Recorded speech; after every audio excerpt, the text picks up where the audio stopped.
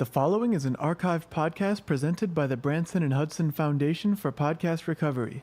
This podcast is entitled Red Camaro Poster. This is the first and only episode of the podcast. Welcome to episode 1.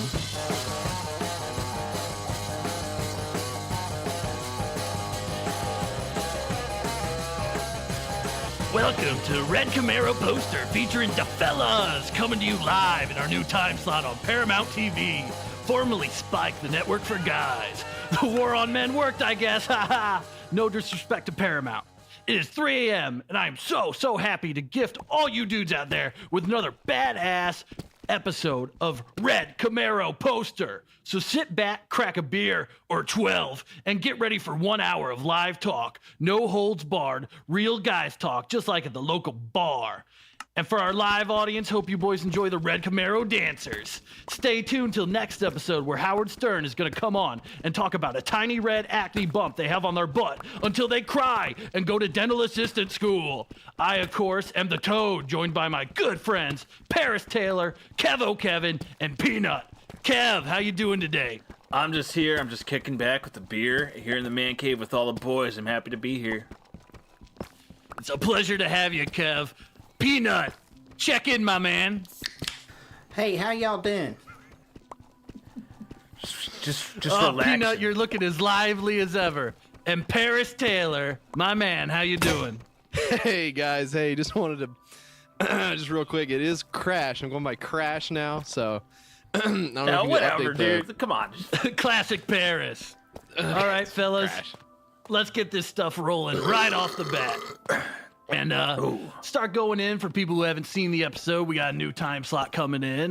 Tell you guys a little about myself. I'm the Toad. I'm a producer for a lot of extreme radio coming in, web personality, doing a lot of stuff. Just big old guy stuff, unapologetic, just kind of a shock jock dipshit. Peanut, why don't you tell them a little about yourself? Well, sir, I am 34 years young, and I am a freshman at The Ohio State University. And I work part-time at a Regal movie theater. Go Buckeyes. Kev, why don't you tell them what you do? Oh, yeah, absolutely. I'm Kevo Kevin. Here, happy to be with my best friend, the Toad. My good boys, Paris and Peanut. And, Crash. Yeah, whatever, man. I own a car dealership. We specialize in primarily just selling Ford F-150s, fully loaded, baby. So come on down. I own the biggest dealership in the Tri-County area here in Indiana. And, we've been talking about doing this for a long time. You've been on so many shows, Toad, that I don't know how to keep up. Oh, yeah. But, I'm a pleasure. I can't wait for the new Ford F-151. it's coming. It's coming. We got Crush Taylor. Why don't you tell us a little bit about what you're up to these days? Crash Taylor here, guys. Right now, I am a happiness wizard at Sunglass Hut, but I'm winding that down right now. I'm actually studying to be a mechanics assistant, which I'm really excited about. Hoping my friend Kev can hook me up with Ford. Go through the Ford Training Certified program. I told you I'd pay for it if you just, you hunker down and you work through it. Mostly A's and B's right now, so 1C, but I'm going to bring that back up, and I'm going to get in there, and I'm going to help you out with all the nuts, bolts, and everything in between down at Ford. What's that C in, Paris? I'm guessing it's sex ed, because you don't know what you're doing down there. Oh, get his ass. Come on. Now, that's funny. Man. Come on, not at the beginning of the... Come on. Now, we've been talking about, we just want a show. We've been saying for a long time, there needs to be just a show for just guys, just to kick it, act like dudes. There's nothing out there for guys. Really nothing for real guys out there. Honestly, the women, you've had it. We love you, baby. Of course, my beautiful wife. Sweetie, I'm over the moon for you. But you've had it too good for too long. It's guys. It's the year of the guys. 2018, dudes rock. 2018, dudes rock. All right, fellas, we're all... Listen, can we talk about TV? Can we just talk about TV for a second, please? Oh, yeah. Yeah. Let's get into it. Oh, yeah, let him have it. Look, I'm glad we're on TV. I'm glad we finally have this platform, okay? And big ups to my friends at Paramount Network for hooking us up with this. Well, Paris, Absolutely. or Crash, sorry to interrupt you. People need to know this is his first exclusive podcast. That's a podcast, but also shows on television. Yeah, I don't think, as far as I know, no one else has been doing this, and definitely no one else has been doing this with the amount of Little Giant ladders we've got here in the studio right now. Let's give it up for Little Giant ladders, guys. Nobody has this many Little Giant ladders on the stage at any given time, and that's why I'm here representing for Paramount Network. Thank you so much, guys. But I'm saying every time I sit down in my chair, and you know my chair, the right, chair, guys? it's legendary. Gotta have his chair. Watch out.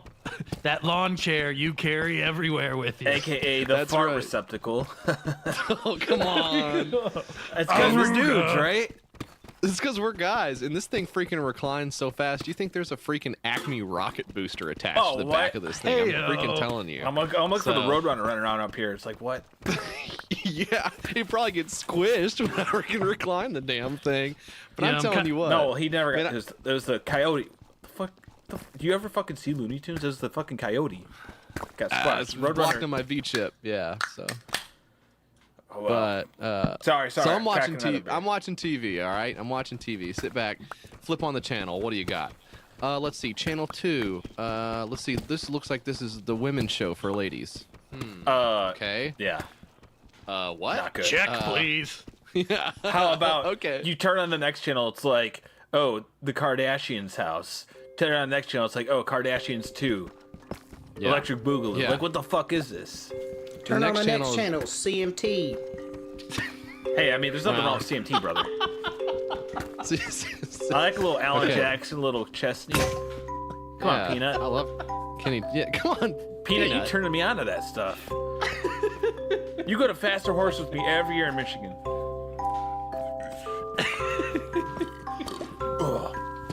Damn, that was sick. Oh yeah. Yeah, TV keeps changing nowadays, pushing guys further and further back. Tim Allen lost his show where it was just 30 minutes of him staring straight into the camera and belching, and now there ain't really any kind of good old-fashioned TV that's just meant for cool guys to hang out. All we got left, football and basketball, and even basketball's got a little too much hip-hop in it for me. Well, these rapper types, they had to lay down the law. These guys are showing up, dressed like rappers and gangsters. They think they're gangsters. They show up to the game. The owner said, no, that's enough. You're going to wear a suit to your job. This is your professional job. Act like it. Hey, I know you're 7 foot tall, and to get a suit that fit costs $3,000, but you're going to do it. Hey, listen, when I showed up for my first day as a happiness wizard at Sunglass Hut, did I have to put a 3-piece suit on?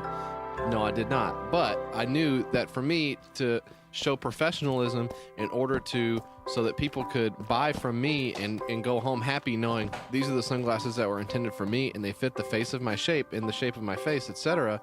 I had to know that I had to put my best foot forward, and sometimes that's in a $70 shoe from Penguin, and that's just the way it is sometimes, guys. And you're making $1,000,000 dollars, you got to go out there and do it. That's all I'm saying. Yes, stay on that grind. That's what I'm saying. You gotta come work with me in sales, brother. Fuck that mechanic shit. I just want to stack something, whether it's bolts or wrenches or if it's dollar bills. Either way, the stuff is getting stacked, and that's what I have to say as Crash Taylor. You're number one. Well, you're what? 5'11", 5'12". I didn't know they stacked shit that high. Got him. Well, dude, that's funny. Because we're dudes, we rag on each other. I'm just fucking with you. Peanut, what kind of stuff you watching on TV lately? Well, sir, I like watching the Man Show. I like watching Spartacus. Man Show. I already know Peanut doesn't watch much TV because he tells me about his wild nights out. Just a new girl every single night. Oh, yeah. Hey, I do what I can. I like getting my wit wet. He gives it. Yeah, his name may be Peanut, but he's got a payday down there that he doesn't hold back with. Can we say that? Who cares? Bleep it out. I don't care. It's 2018. We're getting fucking crazy up in here. All right, fellas. I know we all cracked a cold one up here. Why don't we go around? What are you guys drinking tonight? Oh, I've had a few beers, a few nice beers that I've been enjoying. Why don't we talk about the beers we've been enjoying this week? Right here, what I'm drinking right now is a Sons of Anarchy Stout by Mother Bitchin' Brewing. It's about 5.5%. Real smooth, sort of a roasty molasses flavor to it. But some other ones I was enjoying this week was, oh man, this one I had about 7 of them. I was messed up. I had Uncle Suckme's 7 beers. Oh yeah. Oh man. Uncle Suckme's Dog Dick Triple IPA from No Apologies Brewing. They're about 16% each. Man, drink a few of those, you'll be tossed. You know. Yeah. You wake up in your own puke, and your wife is left to her mom's with all the kids. But you know what? That's her problem. I also had boys' day alone. One that I really liked is Make Beer Great. Hot dog dinner, guilt free. Don't interrupt me, man. I thought you were a professional radio. Come on, man. Just fucking go. Keep going. All right. We got an hour. Well, true. We got Make Beer Great Again Blonde Ale by Kofifi Brewing. About 6%. It's a nice tangerine color with a light gold hue. Notes of banana and wheat bread. I would think that beer would be a little orange. That's what tangerine means, man. So and let's do it. Hey, why don't we leave the politics out of it? Yeah, and I just want to go ahead and say, guys, just so you know, I just want to come out and say it right now. I respect the president, so let's go ahead and do a quick cut here, and then we'll go to the end of the show where, again, we'll all say the Pledge of Allegiance. So let's just make room for that. I'm just talking about the beer. The beer is pro-president. It's a little fun. Our wonderful president, he acknowledged that Kofifi was funny. He made the joke on SNL or something, or whatever he was on. I don't know. He danced with Drake. Right. It's true. So that's enough for me. Why don't you guys tell me what you guys drink? Well, I got a couple cans here. I was doing promos over for Sprite. We're helping to run the next career Drake mode works for for them, NBA too. 2K19. Right. And basically how it works is I'm kind of doing a voiceover. The player character's best friend in the locker room is going to be a big anthropomorphic can of Sprite that only he can see. And I'm doing the voice for that. So they showed me some of the big plans they got coming up, and they're doing a Tastemaker series with Blue Moon, and they kind of showed me a couple, the people and stuff they're making beers for. And I got the 2 beers here. Let's see. I got the Roman Polanski Polish Pale Ale, which is just a regular pale ale that you pour into a glass that has the hole in the bottom. Damn. And then they got some podcaster guy. They got a Jesse Farrar's I Don't Care, Name It Whatever, Chris Pilsner. Sounds pretty good. That, for some reason, that sounds really good to me, man. I don't know. I'd like to get my hands on that. I don't care what it costs. Just sign up the credit card. Let's go. What else? Both are pretty good. Down about him. I'll tell About you, 70 anything right like now. that Jesse Farrar, anything he does, I could probably just consume a whole lot of that. Just give me all of it. I mean, if he told me to buy anything on anything like a podcast or maybe a Twitch stream, it's, instant money. If that beer was $30 a 6-pack like it is in Canada or whatever, I'd still fucking buy it. Yeah, thanks, And that's- Medicare. Yeah, that's basically respect for our president once again. So we'll do a quick cut. We'll cut it here, and then we'll just add in the back. So, because just to make sure, because we do have a lot of people out there, and thanks to Paramount. Hey, thanks to Paramount for hooking us up with this sick American Thank you, flag guys. decal back Thank here, you. right, guys? Oh, Yeah, my thanks God, so much. So crazy. It's easily the biggest flag I've ever seen. And they got the smells. They got grills all over the stage. They're grilling barbecue for some reason all around us. Knocked over, Indoor spilled studio. The charcoal. smoke alarms kept going off so much they had to just shoot them. Hey, gotta have my T-bone. You are a T-bone man. That's what I'm saying, dude. But really, all kinds of different steaks. It's the only thing I eat, 3 meals a day. Yeah, and you do have a lot of health problems, and that's okay because we're powering through, and that's what we do I on want the to thank show, Hungry guys, Man right? as well, keeping us hardy, giving us hearty meals. When you're coming home, you want something to eat. She hasn't made anything, of course. She's probably, just drinking wine. She's probably texting, and she's just, or she's out with the girls and they're wine with a twist or whatever the fuck. And you know what? Skinny bitch martinis. Fuck yeah, it's disgusting. She's $8 for a handle of You come home, you heat up that Hungry Man's microwave. It's about 8,000 calories, about 2,000 milligrams of sodium. It's going to give you the nutrients you need for the whole week.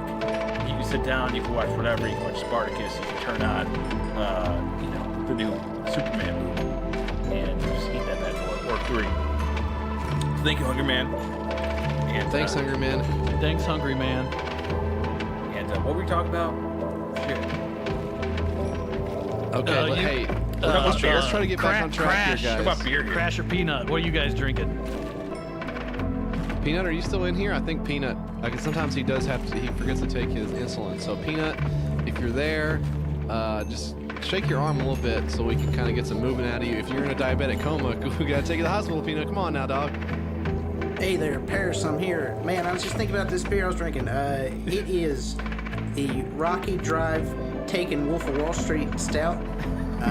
It's about 4%. It's damn good. Just like the movies it was collectively named after, I think. So. Which movies? Yeah. Yeah, what? You're not big movie guys? I only watch movies that have Joe Pesci in them. John Wick, man. John Wick kicks ass. Y'all ever seen Inception? Yes. That movie is... You know what I like about the movie is that it's smart. too complicated. It's smart. That's a smart movie. Yeah. I love just talking about the movie Inception and revealing my big-ass bird brain as I talk about how complicated the very easy-to-follow plot is. Well, you know what's even more complex? You ever see Memento? That's his best one. That one's a hard one to figure out. Because there's a twist. And when you know when a movie relies on a twist, you know it's a good story. Sorry guys, I'm gonna have to tap out on this one because actually the only movie I ever did see was Charlie Wilson's War, and it was dope, but that's the only one I ever caught in theaters in time. So unfortunately, I'm gonna have to bow out of this conversation. Well, but I don't believe you. I don't believe you for quick. 1 second, Paris. I'm sorry, Crash. Crash, which yeah. is another movie you saw and you named yourself after, I'm sure.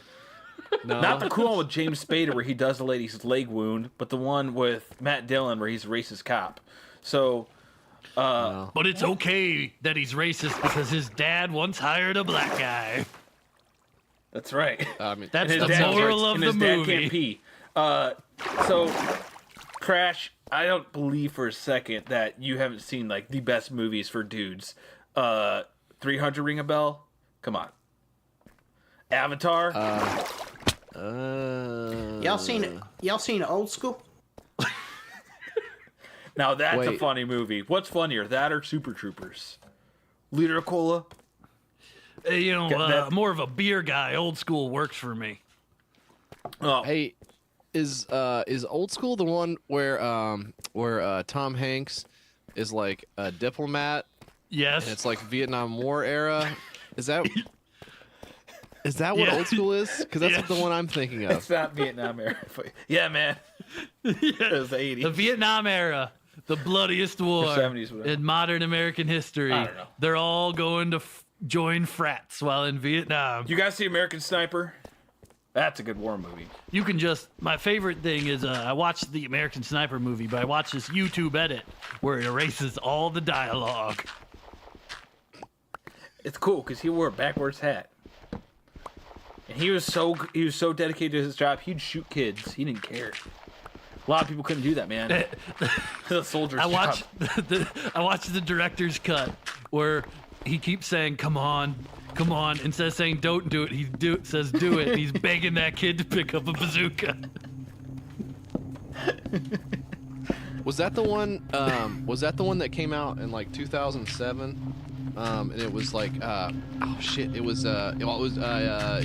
directed by Mike Nichols, and it was based on the book from 2003, Charlie Wilson's War: The Extraordinary Story of the Largest Covert Operation in History. Was that No, that American Sniper? basically, but like instead of American killing, Sniper is he doesn't kill American- Afghanistanis. He kills Irakistanis. Okay, I don't know. I don't American know. Sniper is about this guy in the past, and he's carrying around this book. It's called the Book of Eli, and everybody wants it, and they're fighting him for it. It turns damn. out that it's the Bible the whole time. You guys seen this? You guys seen this new show? Queer Eye. What's up with that? Oh man. Okay. You know what they should call the goddamn thing? Go Peanut, go. Let's go, dude. They should call it Queer Guy. No, no, what? It's because the guys in it, well, they're a little funny. I'll say it. What? Well, the fellers on there are homosexuals. So. No, Peanut, you can't Are say you that. sure? Bro. Ain't nothing wrong with saying somebody's homosexual. Someone's homosexual. Peanut, I'm just worried because I know Yeah, I you agree, what but a, you can't just say a it because- red-blooded guy you are. They'll just come for you now. This police, people don't like free speech anymore. But thank you for Paramount Network for letting us do the show and say what we want to say. No compromises, no censorship. I can say anything I want. I can say, well, I'm not gonna. Well, there's 2 words we were told we can't say. We won't say which ones they are, but you could take a guess. You could email us, and we will reply yes or no. I'll tell you what 2 words they aren't is shop vac. So thanks to our friends at Shop Vac for hooking us up. We've got 10 5-gallon shop vacs right here in studio right now, and once we shut these cameras off, boys, we're going to work. And they'll clean up that's what I'm anything. talking They'll about. clean up anything. They'll clean up chips. They'll clean up shit. They'll clean up beer you spilt all over. Also, party foul. What a waste, man. It's like, but the cool thing is, once you suck up all that beer, it goes straight into the shop vac. They're easy to use. You lift off the lid. You can just drink that beer straight out of there. Hell yeah, dude. Which It's got a Peanut Brita do. filter built right in. Yeah, that's cool because having a good time kicks ass. But you know what doesn't kick ass is impurities in your beer. So thanks Shop Vac and thanks Paramount Network as well. Thanks Paramount Network, formerly known as Spike TV, the only channel for guys. Hey, can I The talk only about one the out beers of I've been drinking? 800 channels. Oh, Paris. I'm sorry, Crash. Why don't we crash right into those beers you're chugging? Hey, man. Hey, You slow freaking- down, bud. Yeah, right. I'll never Crash, slow you're down. crushing it. You're crushing beers. And Yeah, after about each 7 one, days a week. each one, he's drank one and he smashed the can on his forehead. He's got a big red mark. Right in the- Yeah, look at and that. it does hurt. Yeah. Think it's bleeding The more a you little, drink, Paris. the less it'll hurt. Keep on, brother. Yeah. Keep chucking. What are you Yeah, drinking there? and I will need stitches, yeah, but I will keep drinking, and I probably need a trip to urgent care. You do have after- blood all over your shirt. That's kind of cool. Yeah, it is kind of cool. We're just That's guys. from a That's the stuff different guys thing. do. Oh, it's getting all over those rhinestones. Wow. So this week I've been drinking. I've been drinking this really cool. It's do you remember the guy? I can't think of any movie he's been in. Because I don't remember him from like the 1980s. I don't think he was a congressman. I don't think he was interested more in partying than legislating or frequently throwing huge galas and staffing his congressional office with young, attractive women. So I can't really place where he's from, but it's called Jason Statham's 2x4 Hop NATO, and it's like it's so sick because it's got some hops in it, but also there's a shark on the label, which to me is cool because it reminds me of our friends in the ocean. That's right. Oh, you're the saying sharks. like a tornado. I thought you were like saying Jason Statham was endorsing NATO, the alliance, which he has. He's gone on public and I record. don't know what that and is, spoken yeah. out about NATO, which is another reason why Charlie Wilson was able to get those RPGs to those guys so they could shoot down Russian helicopters, which is what you're Who? thinking of. What? Who are you talking about? Who are you talking about? You said something about. I don't know. I don't understand what you were talking about. Whatever, dude. All right, nerds. Who do you think is the hottest chick of all time?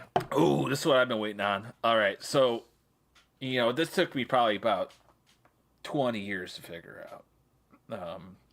It's going through my mind who's had the most success with me personally of, making me feel, like that, which is, it doesn't take much for me. gross. Nasty. And I got to say, hands Boing, down. oing, oing. All right. It's because we're dudes, right? That's how we feel. We get those. Yeah, I'll admit it. Yeah, like a boner feels nice, all right? You gonna fucking sue me? You gonna kick me off the show? No, Paramount won't do it because they're letting us speak what we want because we're guys and we need a voice.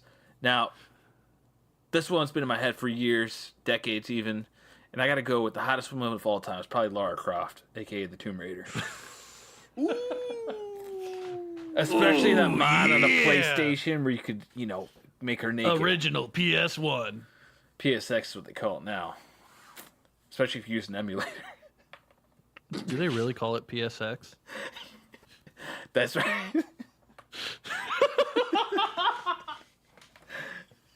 What is your favorite thing about Lara Croft on the PSX? Well, there's two things I like about her. Uh-oh, hang like on that- now. It's her bravery And her cans. That's what I like. I have erotic fantasies about grabbing PSX Laura Croft by her ankles and chopping wood with her titties. All right, man. Now, when it comes to the hottest girl, there's only one guy here, the most virile horn dog on this stage right now that I want to know. Thinks is the hottest girl of all time. Peanut. Peanut. Tell us. Wake up. Who's your dream girl? Yeah, like, Well, sir, I used to be a Reba McEntire feller, but lately I'm a Shania Twain feller. Oh, Mama Peanut, that's a spicy meatball. I love hearing that, dude. who are those women? Well, Kev, I want you to look up a little music video called That Don't Impress Me Much. Yeah, they're country western singers, very famous. Been to the Opry multiple times. The grand old one or the regular one? Well, they're not bad. Hey, not bad. They still alive? This one, what about her? She alive? I think they're both. So Are they still alive? Well, I don't fucking know. You don't know. wow. Oh my god. Shania Twain, I'm feeling a Twain inside my pants. Now, I'm 99% sure both are still alive. all right. And that's what makes them so hot, really, if you think about it. That's the number one criteria still have a I have chance. for a woman to be hot. Still have a chance. Damn. Got a chance. Now, Paris, Crash. Who do you got? Yeah, and it is Crash. So, and make sure when we're doing, and this is just a quick note to the production team. Make sure below on the Chiron it is saying Crash Taylor. Well, and you Paris can is put not like his mentioned. full name. You can put like in quotations. Crash is like a nickname. Well, it's more of a. Hey, come on. It's because we're guys. Yeah, you're right. You're right. You're right. You're right. Well, for me, the hottest woman ever on Earth is none other than Tamara Mowry, and that's my number one with a bullet, y'all. And Tia, I'm sorry, girl, but I got to give it to Tamara on this one. So She that's my alive? favorite girl. Yeah, She's still alive? Yeah, Damn. yeah, she's still kicking. Not so bad. it's pretty dope. Yeah. I think they got their own show now, where I think they have like twins of their own. It's like a multiplicative thing, and it's really confusing. It sounds like I could keep up with it just from what you just said. It sounds pretty easy to me. But hey, you know what? At the end of the day, I got to thank my number one brand when it comes to giving me energy, and that's Planters Nuts. Thanks to Planters Nuts. Thank you, Paramount Network, for the honey roasted, for the regular salted, for the mixed nuts. Ooh. Freaking talking about this show. Is that us? I don't know, is it? Well, we Come all know on. Crash has an obsession with nuts, so of course he's gonna bring that up. Crash, Well, let me got ask you him. this: you think about Tamara Mowry, right? Oh, What don't if you even- could do? What if you could do two Tamara Mowrys at the same time? Well, that's not even. How much would that cost you? What are you talking? How You much would can't it do take to that. pay you to do that, man? I got a question for you boys. How much Yeah. Well, money would it... let me weigh in before I want to talk about All right, my all right, hottest woman right. of all time. Hey, you When better I be think on of the that- big scale, guys. I got the spins, dude. I'm already drunk. I've had 3 beers and the spins. The hottest thing when I close my eyes, when I close my eyes at night, the eyes hottest at thing I night. could What was the that? hottest thing I could ever imagine is a naked Carmen Electra in a Model T car drinking lemonade out of a mason jar. Oh Who's that? Peanut, I saw the smoke shoot out of your ears, Peanut. She alive? I love Model T cars. looking her up. I don't know who Carmen Electra is. Is she a singer, entertainer, or something? Yeah, is she alive though? yeah, you could say that. Ooh, she dated Tommy Lee. Whoa. She Oh, has, she's married to him. Not bad. Yeah, He's dead. she for was sure. on Baywatch. Oh yeah. Oh, Pamela. She was. How a much? bit- This is my question to you fellas. How much money would it take for you guys to do Pamela Anderson? Negative $800. For me, $1 million, easy. Then I get $1 million and I get to do Pamela Anderson. Oh shit. You the man. I didn't think about that. I didn't know you guys were. I didn't know you guys were going to go with that, so unfortunately I messed up. But I did, in order to snag a date with Carmen Electra, I did go ahead and snag us these awesome Broil King dual fuel grills. Thank you, Broil King. Thank you, Paramount Network as well. Oh man, they hooked us kind up. of rushing right through these plugs, but all right. Well, we got a lot to get through, man, and that's why I'm over here on the far side of the stage, and everyone else is on the other side of the stage, because there are about 5 Broil Kings in between the rest of us on stage 1 and 2. And I just want to make sure they get their dap. You're on, You're on the live stream too. You're on the Periscope. You get the GoPro attached to your head. Your head's covered in blood now, by the way, from those beers. It's all over your shirt, seeping down. Yeah, I can't see, guys. It's dripping down your pants into your shoes. He's walking around. He's sloshing around in his bloody shoes. He's making a big old mess and a lot of noise, but he's powering through it. So we appreciate it. Thank you, Broil King. Thank you, Paramount. Thank you, the FBI, and I can't say why I have to plug them, but I do. But thank you to them for allowing us to do this. And if you're like me, you're always losing your wife. All right, you know how it goes. You're at the mall and she wants to stop into what? I don't know, Victoria's Secret. You don't want to step a foot in there, all right? Next thing you know, you've wandered all the way over to an Auntie Anne's, scarfed down 3 of those fuckers, and the next thing you know, you're in a sugar haze of not knowing where she's gone. That's why you need Wife Alert. This app is easy to use, and it even works when your phone is off. So when you're seeing the new Marvel movie with the fellas, and you're shit-faced, and you just want her to just stop fucking calling you and texting you, it's still tracking her. It's only $35, and you'll never get lost again. So it's easy to use, and that's it. I said that. All right, I did the plug. All right, fuck. So hey, I need a thing to keep my wife away from me, dude. Not bring her closer. What are you talking about? Man? Hey, man, get her out of here. All you gotta do is come right here into the man cave. She won't step a foot in here. She knows it's gonna reek of farts. Oh, that's cool. The sound of burps is gonna be deafening, and we're always watching our favorite. Sports. You have entered the stink zone. Now, prepare to watch the Detroit Lions. They're my favorite team to watch every year. Now, I wanted to bring this up to you guys because we were talking about this a little bit before the show, and there's a little bit of an argument. I said, save it for the show, boys. Come on, this is pure gold. Now, I want to break it down for you guys. Who do you think is the best basketball player of all time? Oh, I know what I'm saying. Oh, I'm locked in. That's right.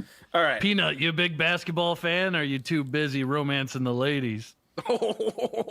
Well, sir, I try to watch a few games every now and then. I don't get in as many as I'd like to.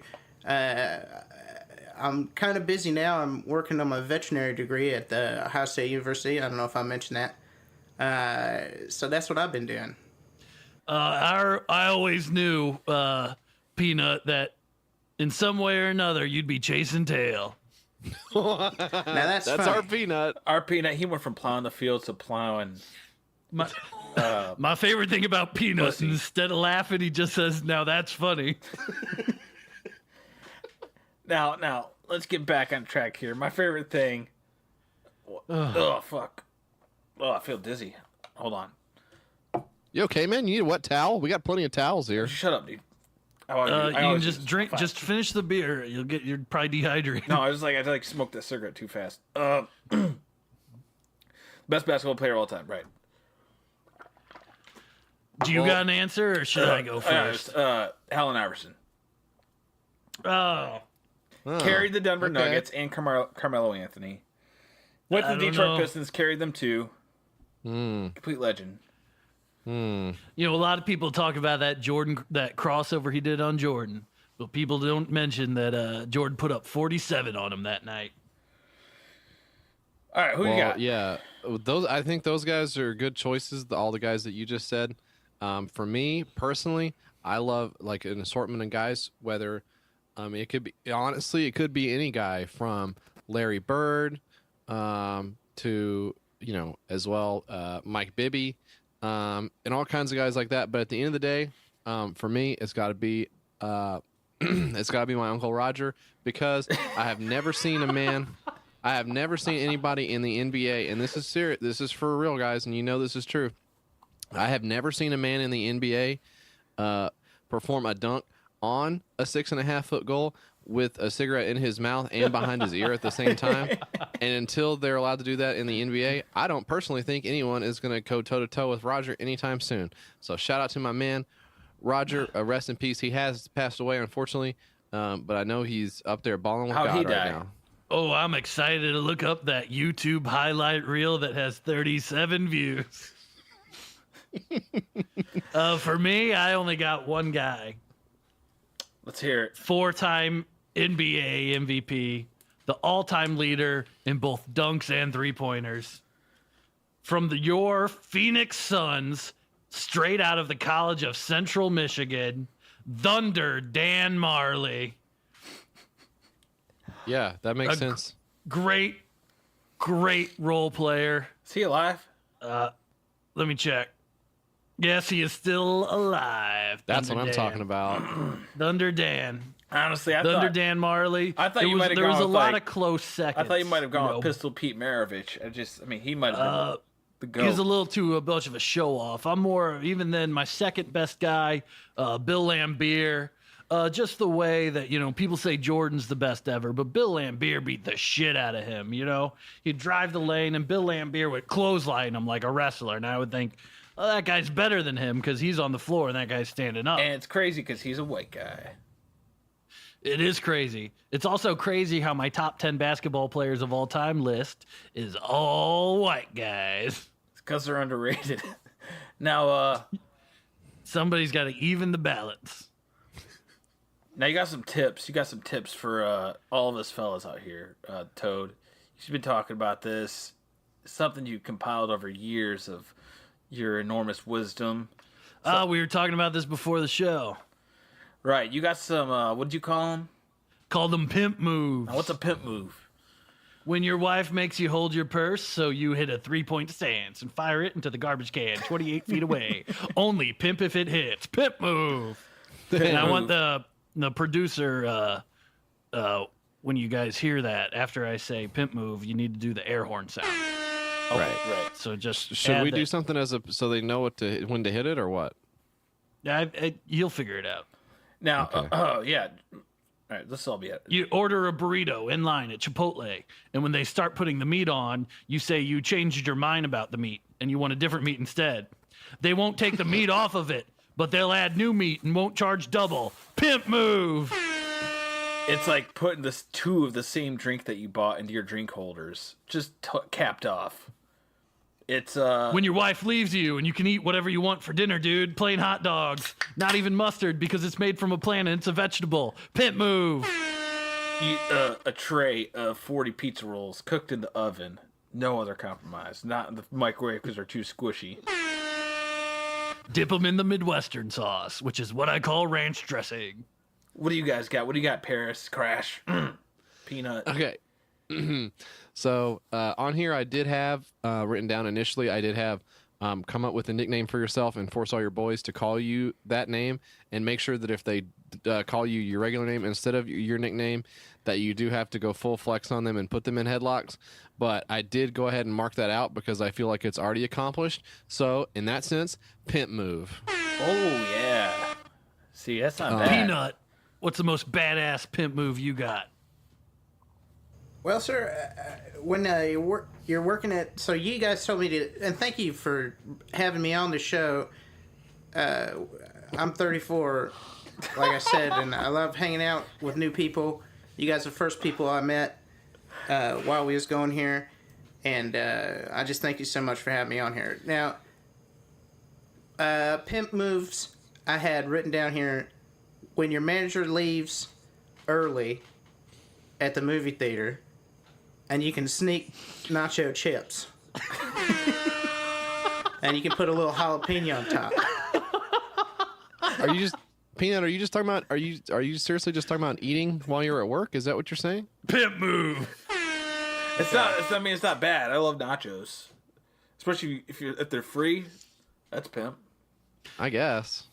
I already know Peanut needs those calories for all the cardio he's going to do while he's fucking later. Oh, yeah, Peanut. You should tell us a little about how you slay Tang. Give us some hot tips. Come on, man. Tell us. Don't hold out. It's You like when I'm always watching. bring women to completion, and I need to know how. It's like I'm just like I live vicariously through guys like you. Just when I like, all right. Let's be honest here. What do we love more than anything? Porno. Yeah. Now, I want to hear what you guys think about it first before I talk about it.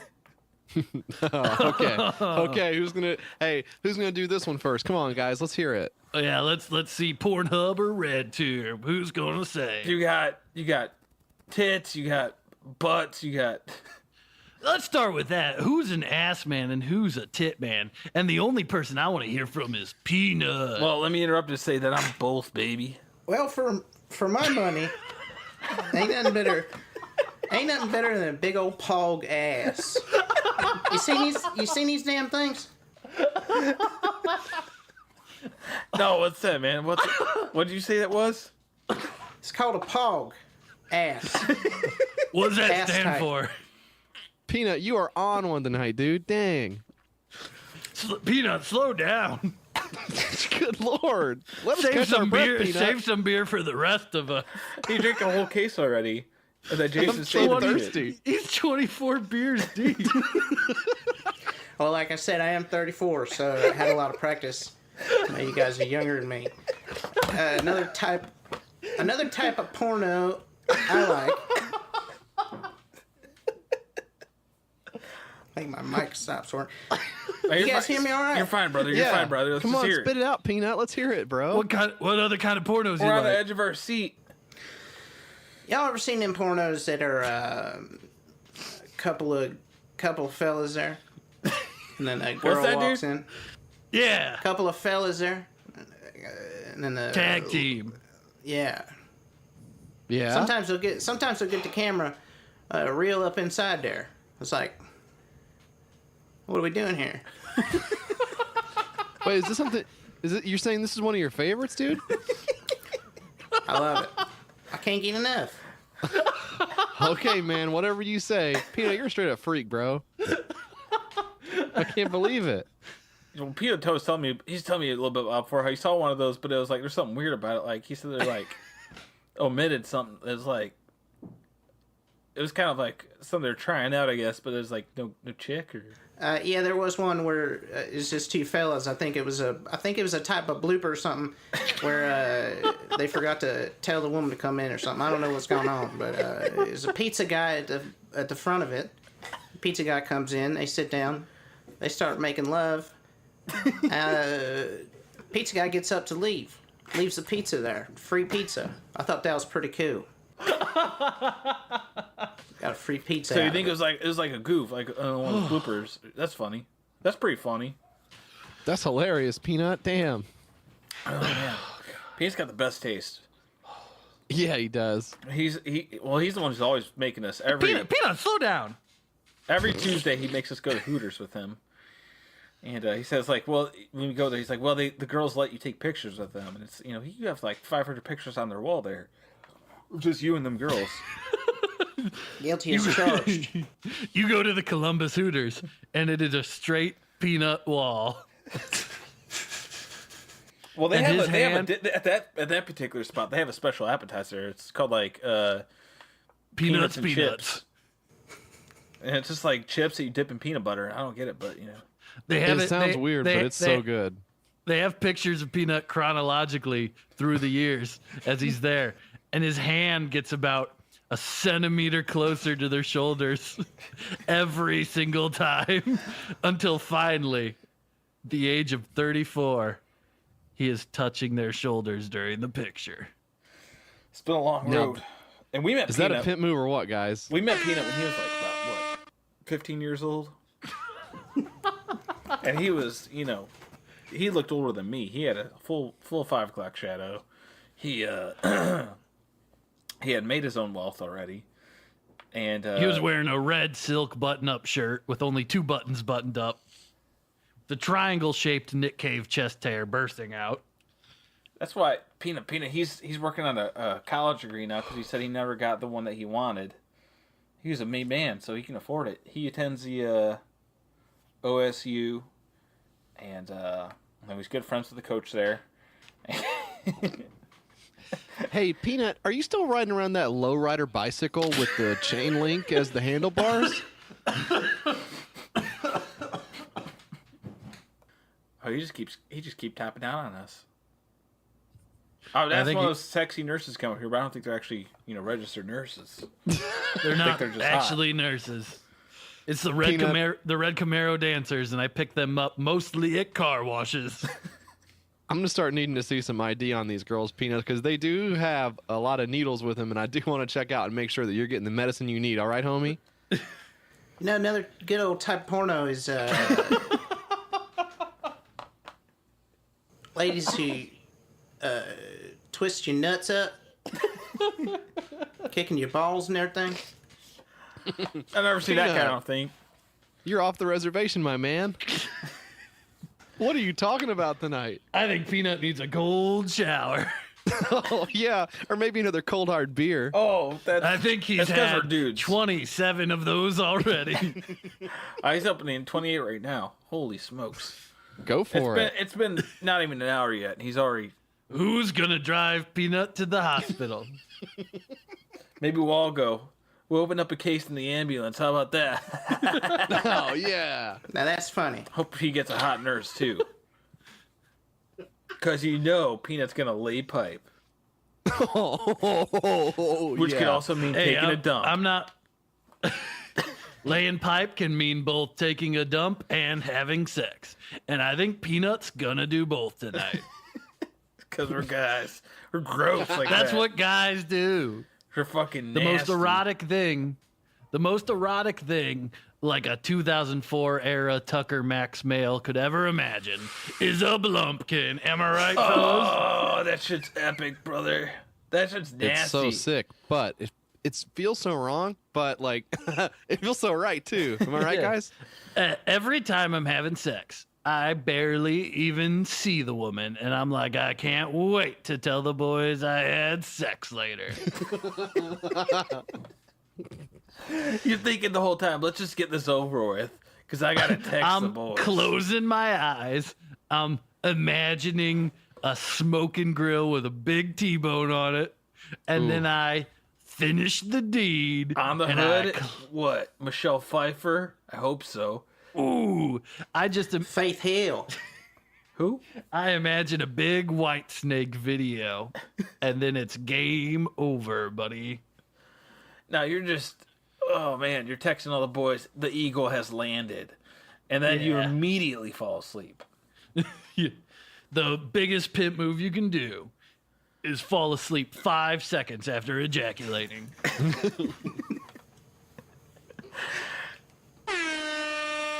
Another pimp move when you're trying to wipe a booger under the table, but you accidentally knock off the 10 dried boogers you put there yesterday. Live free, dog. Pimp move. When you're popping a beer into the freezer to cool it down quickly, and then you forget about it, and it explodes in there. And then you got to eat beer popsicle off the walls in the fridge. Oh man, I have a pimp move, you guys. Would you like to hear about it? I'd love to hear it. All right, guys. This is what I'm talking about. This is probably one of the most ultimate pimp moves you can ever even do, guys, and I'm serious. And that's called hiring a true green professional to come out and check your yard and make sure that you are free of pests and weeds that will choke your grass. And what they do on top of that is they're going to go ahead and make sure that your flowers get fed as well. So thanks to the True Pimps, that's what I'm talking about, over at True Green, and thanks to Paramount Network for setting us up with those guys as well. Paramount, you guys are the True Pimps. Stay green, True Green. When you post on Twitter about college graduation rates slipping for men, and you say, let's go and do better, fellas, and it even gets retweeted by Common, the most unintimidating black guy of all time. It's when you... Peanut, are you okay? Yeah, sorry. They got him on the AK. What happened? I don't know if you can tell. You're actually laying on your stomach right now. They I just want to make sure you're still good. They got our brother here on telemetry. They're monitoring him. He's all right. He'll be okay. Okay. Okay. I've been watching him this whole time, and he's laying on his stomach there, but he's got his cell phone out, and he has texted 500 different women. You up? You up? You up? You up? It's like Peanut. It's nearly 4 a.m. here. It's about, so that's what, like 10 a.m. on the East Coast. Damn. He keeps telling girls his phone number is the eggplant emoji. Now I'm looking, one of the big pimp moves is when you're out, you're just, what's the most comfortable thing you can wear? Basketball shorts. You put everything you have, your cell phone, your keys that weigh about 3 pounds, your wallet that's fat as fuck. You sit down and it hurts your back. You put them all in the same pocket with the basketball shorts, and it slinks your pants down a little bit. Your underwear showing. Girls see that and go, that guy's got a heavy weight in his pants. And they're not just talking about your nuts. They see your sophisticated. Talking about your dick too. Hey, a guy who's got a car, he's got money, and he's got a cell phone. Not bad. The total Women package. are really impressed when guys have cell phones. It's the whole package.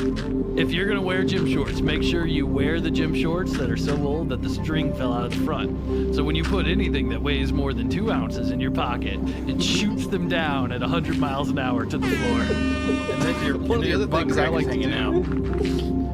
Man, whenever I get those boys on, I like to pair them with my true friends. That's right, I'm talking about the boxer briefs that for some reason the elastic in them has, I guess, burnt out in the dryer because the dryer got too hot. And then when you pull it, it crankles and it looks like peanut brittle.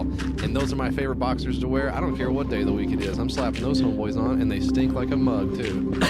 I love having my Gildan boxer briefs that got a hole right where my nutsack is. The great thing about the Gildans is about after like 7 months of wearing them, you pull up that elastic waistband and that's all that's left. Everything else is falling off and crumbled off your body. You're wearing an elastic waistband as underwear. You're wearing a loincloth, homie. Thank Gildans. And guess what? The tags of them, they never itch. Well, I got... When you wearing your Carhartt jacket. Yeah, what else, man? What else? You got your pocket knife in there. Keep going. Yeah, what's up, Peanut? He's with us. Stay with us, buddy. And you got your boots on. You got your dip in there. Your back pocket. I got a Hey, dip Making ring. that ring. Hey, can we get those paddles ready for my boy Peanut? I think he's on his way out.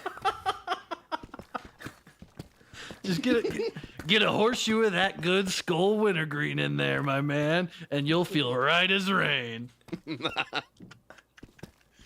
You know what? Give him a can of that. Give him a can of that shit. Just spit. All right. Now, speaking of. I got a couple reviews Speaking of of gym the shorts Toad, here. speaking of basketball shorts, I think the Toad has prepared some reviews for all the fellas out there. They ask us, what do you guys wear? What do you like? What's the best quality? I don't know what to pick. There's so many options. It's so expensive. It's so cheap. Where's the middle ground? I've been doing a lot of research on gym shorts for most of my whole life because I can wear them whenever I want.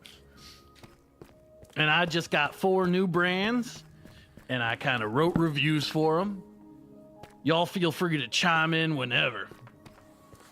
Man, I hope some of these are formal because when I go down to Sunglass Hut, I got to be styling and profiling all day, every day. So, are any of these going to be at home right on my nuts and my ass, dude? Well, it depends on just how much you want them on your nuts, on your ass, on your sack, on your thighs, how short you want them, long you want them. Formal is in the eye of the beholder, my man, but I got you straight here. You'll know what's good after It all this. depends on the occasion, brother. Hell yeah, and I love being straight, so that's right up my alley. Men's Adidas basketball sport shorts, black and white. Gym shorts are lingerie for men. Everyone knows this. The ideal sexual male is either in a tuxedo or a nice pair of gray, come and get it ladies, dinner is on me, dick dangling knee-length shorts. A shirtless man in gray gym shorts and nothing else is guaranteed to make a woman want you to artlessly bash the shit out of her guts. This mental image is even so vibrant, some women have been known to immediately drop onto the floor like a sack of potatoes and start playing their clits like if Wagner had a slap bass solo in Ride of the Valkyries. As for these shorts, Jesus, man. Disappointment is an understatement.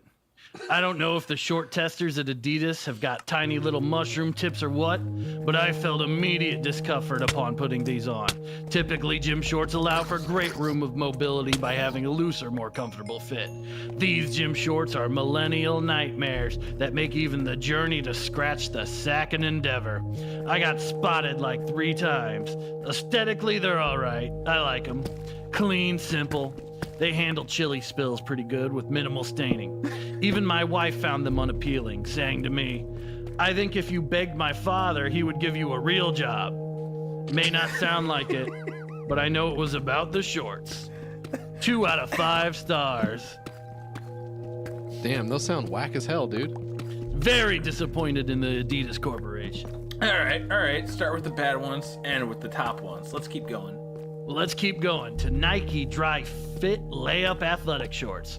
When people think Nike, a lot of people think of hip-hop nonsense. Large chains, Air Jordans with gaudy colors that broadcast the inherent insecurity of the slack-jawed troglodytes that wear them.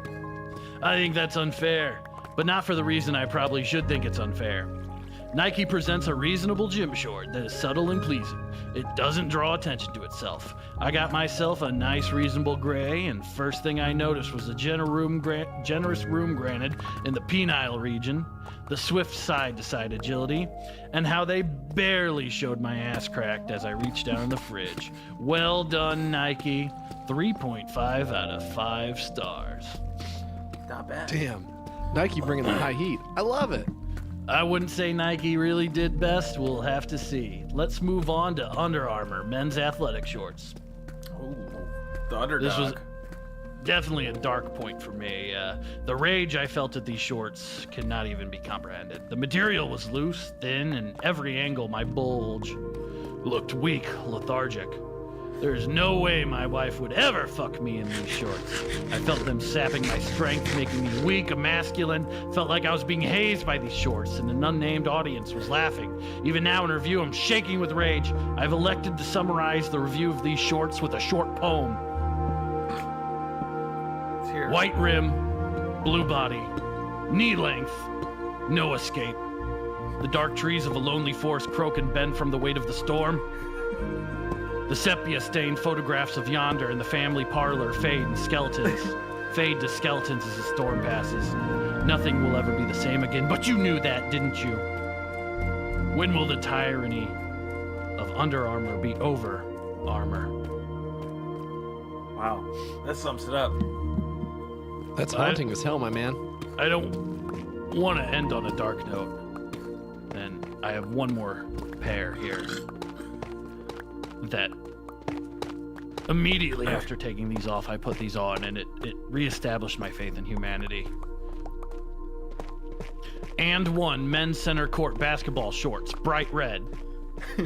From the second these bright red, nearly silken shorts, and I hesitate in calling them shorts, stretching a pleasant 10 inches past the knee, hit my little white butt, I felt the colors of the world rich in the sounds, no matter how mundane, sound like music to my ears. Even things that once seemed boring, like my son, were now fully realized instruments of pleasure, aimed directly at me and turned to max volume. Oh, to be a boy again, to frolic in the eternal springtime. Father, Father, do you hear it? It is the ice cream truck. May I have a $quarter, Father? Hurry before the ice cream melts. Oh, how the spring brings romance, and summer brings frolic, and the autumn brings beauty, and winter brings solace. The whole world before these bright red big-ass and one shorts seemed like a dab dream. Too boring to be even considered a nightmare. My nuts swing at an animalistic length, stretching down further and further to lengths I didn't even know possible. one nut blissfully in each leg of the gym short, slacking around like a Newton's cradle. Oh, and one. 5 out of 5. 5 out of blessed 5. Are you saying those are the perfect gym shorts, my dude? I'm saying they are not only the perfect gym short, but the most perfect thing. Well, being in exactly an hour here, I feel like we gotta, tie this thing off here. We all do have actually tickets to go catch that. Peanut got us the tickets. Where are we going? Peanut? The tractor pull? Well, sir, I thought we'd go to the topless tractor pull. Just came in town. Oh, hell that's yeah. That's exactly what we need right now. Us I'm guys sure having a guys Peanut's night. gonna sober up right inside of some woman. Well, he's about 42 beers deep now, so I think that Peanut is just getting his neck started. He's gonna boss hogs this. He's gonna. Peanut is always 42 beers deep. Fucking sober virgins. I can't wait to put my bebop inside some what do you call it? Let's go get some pussy, dudes. All right, for everyone in Paramount TV, we're out of here. This has been Red Camaro Posters. The following is an archived podcast presented by the Branson and Hudson Foundation for Podcast Recovery. This podcast is entitled Vice Exclusive, The Audio Logs of HPV Productions.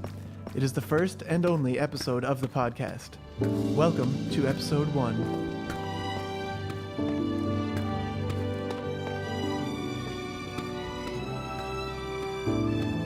Garth Mall for Vice. Hollywood. People love the end product. Movies, television, and other media. And people love the stars, the gossip, the glitz, and the glamour. But where does it come from? Is it completely engineered? It seems almost a betrayal to artistic sensibilities, but even films like Teenagers Live Forever, The No Bikini Summer, where STDs aren't real, were written, funded, and directed by a squadron of nearly identical old white men chopping cigars who follow Hooters waitresses to their cars. While we know so much about the fervor surrounding Hollywood, like that Kelsey Grammer gave SARS to Post Malone, that Lil Uzi is asexual, and that there's a secret Kardashian that lives in the attic named Cobus, we know very little about the business that cranks out these films and these celebrities. However, a recent leak from former Pitchfork, The Atlantic, Vice, and Stormfront writer Thomas Kincaid Jr. reveals the coarseness of the industry. Thomas has come forward with working conditions at AAA Innovative Content Solutions LLC, a screenwriting farm that churns out scripts, as well as some leaked audio from a pitch meeting with Leslie Toast Sr., the CEO of Home Productions Video. Here, unedited, is his account. Yes, thank you, Garth. For a while there, I was an unpaid intern in the upper management at AAA Innovative Content Solutions LLC. It was an open secret that content was a typo for content, but the CEO spun it as a portmanteau for commercial content. At the time, I saw this brilliant branding effort as a sign of the company's boundless creativity, but unfortunately, most of its creativity lie in tax evasion and giving workers hepatitis. Until 2017, it was a Delaware corporation operating out of an abandoned barn in Mississippi. But after President Trump put tariffs on the cornmeal and pig intestine slurry they feed their writers, they realized it would be cheaper to relocate their business and the entire American workforce to New Delaware in Guangdong Province, China. The company spared no expense in cutting every expense to deliver the cheapest scripts. All of its writers begin the day at 4 a.m. when a rap air horn played over a loudspeaker jostles them awake. Many of them leap into the air, only to be pulled back to the ground by a chain around their neck that keeps them tied to their desks. Twice a day, they are fed Brother Dundas brand cornmeal and pig entrail slurry out of a large trough. To eliminate bathroom breaks, which the CEO considered to be wage theft by the workers, the floors were replaced with a large grate, so the workers could stay at their desks while they go number 1, number 2, and number 3, which is diarrhea. Also, the whole office was moved outdoors, because they realized it was cheaper not to have a building or pay janitors or rent or whatever. All the writers have fleas. All the writers have those pigpen dirt clouds floating around them. All the writers are spayed and neutered. Upper management has kidnapped one relative of each writer and flown them to an undisclosed location, where they remain unharmed if and only if the writers remain at their desks and do not attempt escape. Every writer is branded on the ass with the AAA Innovative Content Solutions LLC logo, which is a pig holding a plate of ribs, and on the ribs it says content, which is a typo for content. Every writer has hepatitis A, B, C, D, and double D. Every writer is an unpaid intern. Only the CEO makes money. And that, in a nutshell, is the diabolical way they guarantee clients HBO caliber content at Cinemax prices. It was in my capacity as an upper management intern that I traveled to the office of HPV Productions President Leslie Toast Sr. to pitch ideas on behalf of this dubious enterprise. Now, for the first time, the world can hear this unedited leak of our pitch meeting. All right, let me hit record here.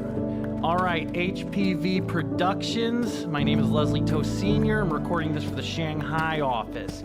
It is August 17th, 2018. We are in a pitch meeting here. If you could, I get you two guys to lean into this microphone real quick. State your names. My name's Mason Locks. All right, come on, Tom. Thomas Kincaid Jr. here.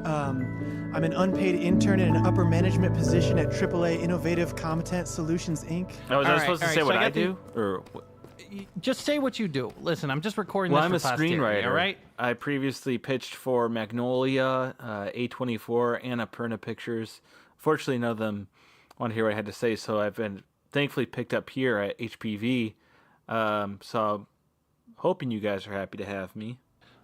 Well, I haven't picked up quite anything yet, but just, keep grinding along at it. Again, recording this for the Shanghai office. We're going to take care of this. So this is not going to be released or here. dispersed in any way? This is No, secure? This is not going to be released. This you can assure us in-house. that this is HPV. secure because these projects are... I can assure you it's secure, all right? I've worked very hard on these, and I don't want... All right, when you think home production video, you think quality, all right? Well, I don't mean to interrupt you. Plagiarism is a big problem right now. Yeah, I'm sure it's a big problem, but listen, we're running a business here. My time is very valuable, Unlike so I'm going to get started this whiny screenwriter over here, I'm happy for the opportunity to actually pitch ideas to home productions video. I didn't say that, Thomas. Dude, I didn't say I was... Mason. You don't know what grateful means. This is HPV. This is Listen, HPV. listen. I'm getting paid just as much as you are. Everyone has HPV, dude. No one's gotten paid yet. I don't know why you guys keep thinking that. Listen, We're both getting paid nothing. So I'm already an unpaid intern Thomas, at my company, so I got nothing to lose. All right, well, let's finish this before my Di Serono gets cold. All right, boys? All right. Because I like it hot for some reason. Why do you eat these? All right. Why do you eat these? Here's what I'm looking for. Listen, I'm asking the questions here, all right? You know how it is in Hollywood. We got these big, long tables. We're all eating lo mein out the box. We're hammering out ideas. Well, I guess it's supposed to taste like delivery. Because it's... All right, what I'm looking for. I'm thinking of DiGiorno. You're drinking Di Serono. Okay. Di Serono. I'm not drinking frozen pizza. The good people at DiGiorno only paid for slight appearances in the reruns of Ted that we have to digitally install frozen pizza. I follow that, so that's why I was confused. I knew you were a fan. All right, movies ain't fancy, TV ain't fancy. This shit's a business, all right? You got to be aggressive. Well, I disagree. Right? It's art, so. All right, so how I'm doing numbers guy, and not 0 and 1s, and not computer numbers. I'm talking about simoleons. I'm talking about greenbacks and dineros. What about a single one with a lot of zeros after it? That sounds pretty good to me. And put it on something green with a dead president's face on it. Not bad. Well, what about Ben Franklin? He was never president. Well, that's a $100 Ben Franklin, yeah, that's. I don't even carry hundreds. What do you carry? I got this little guy that follows me around carrying them for me, but that's against the point. Just for archiving, and that's it. What is the little man's name? That's my little servant there. He's a little boy. He's a man. I can't tell if he's some kind of boy man or hybrid. He just kind of smiles impishly and carries around my things. He's about 4'2". His name is Ben. If we can move along to why we're here. In anything? I feel like you could be perfect for certain roles. He typically plays, I found him on set for Dunstan Checks In, where he plays the monkey when we can't afford to put the monkey on set. You can only have a monkey on set 4 hours a day, so during the other 6 hours of filming, he played the monkey. We need to bust that monkey union. Is that that's just here in California. He's completely mute. He doesn't show bruises, and he's the perfect Hollywood assistant. That's just in California, though. In Vancouver, the laws are you can work that monkey as long as you want it to. I know in Canada you can, anytime we got a monkey movie now, we film it in Canada and we grind 4 or 5 monkeys to death from overexhaustion. And then serve them at the lunch table. And we put them in craft services at the end. Also, they're stretched out. Just for another, just to clear it up, he's not talking about a monkey, he's talking about a chimpanzee, which is different. All right, same monkey, chimpanzee, whatever makes me the money, all right? Listen, so what I want from you two is I want some money-making business ideas, all right? A month ago, I bought the rights to Big Mouth Billy Bass, the most genius financial creative endeavor of the 21st century. Every time that fucking fish sings that Take Me to the River song, the talking heads get a fucking nickel. Every time you push that button, you are putting a nickel into the hands of the talking heads.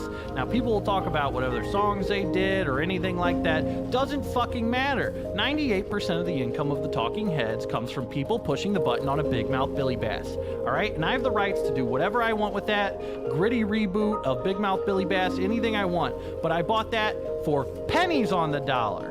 Bought the rights to Big Mouth Billy Bass for $100K. Can easily spin that into some gross... some gross domestic kind of at least 30 mil.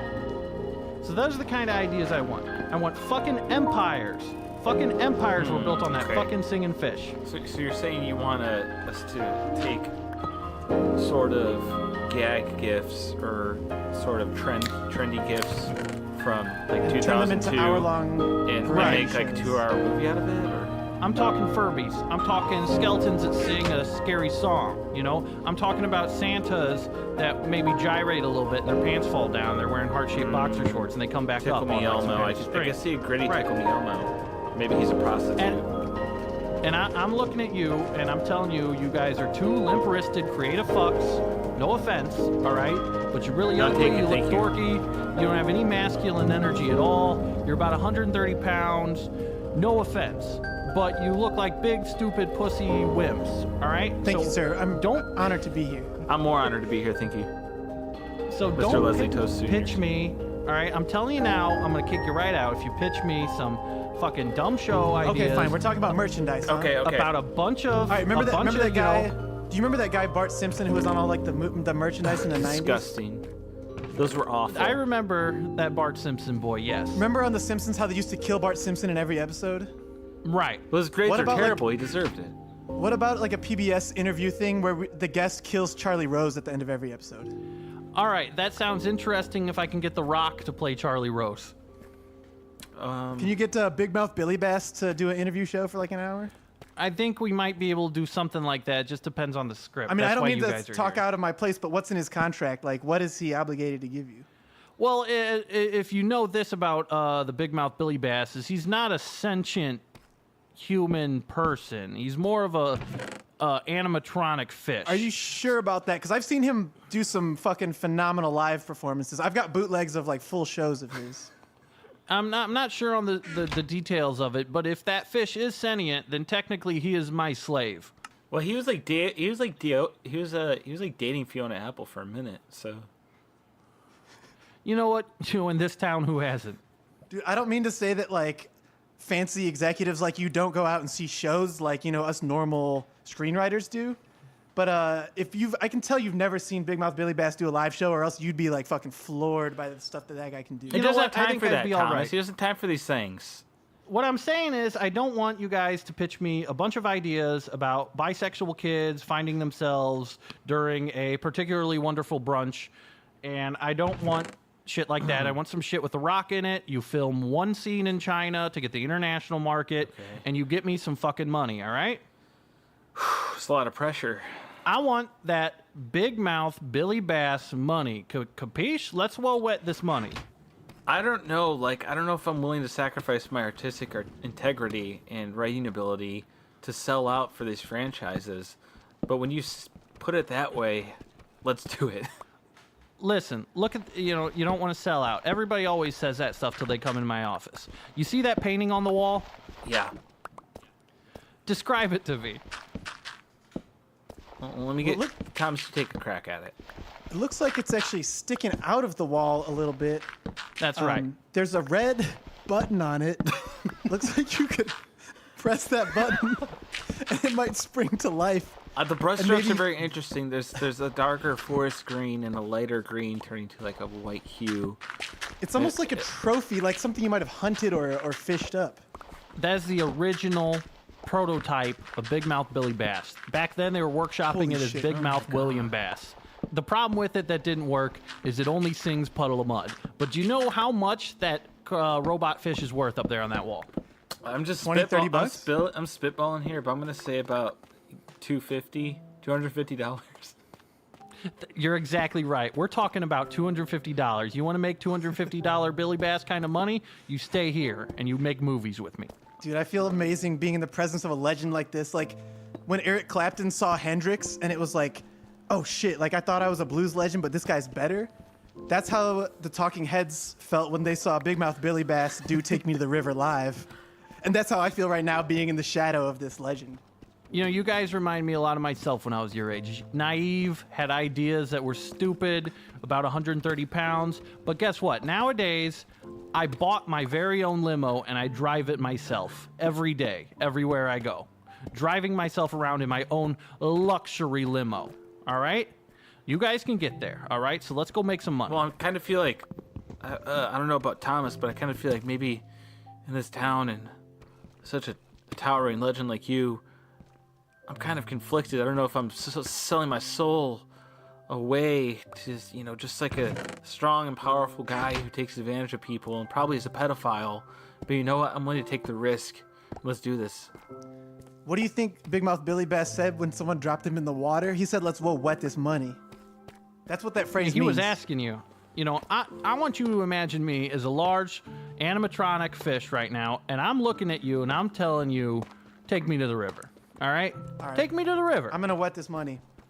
Mason, Thomas, take me to the river. All right, so impress me. What you guys got? All right.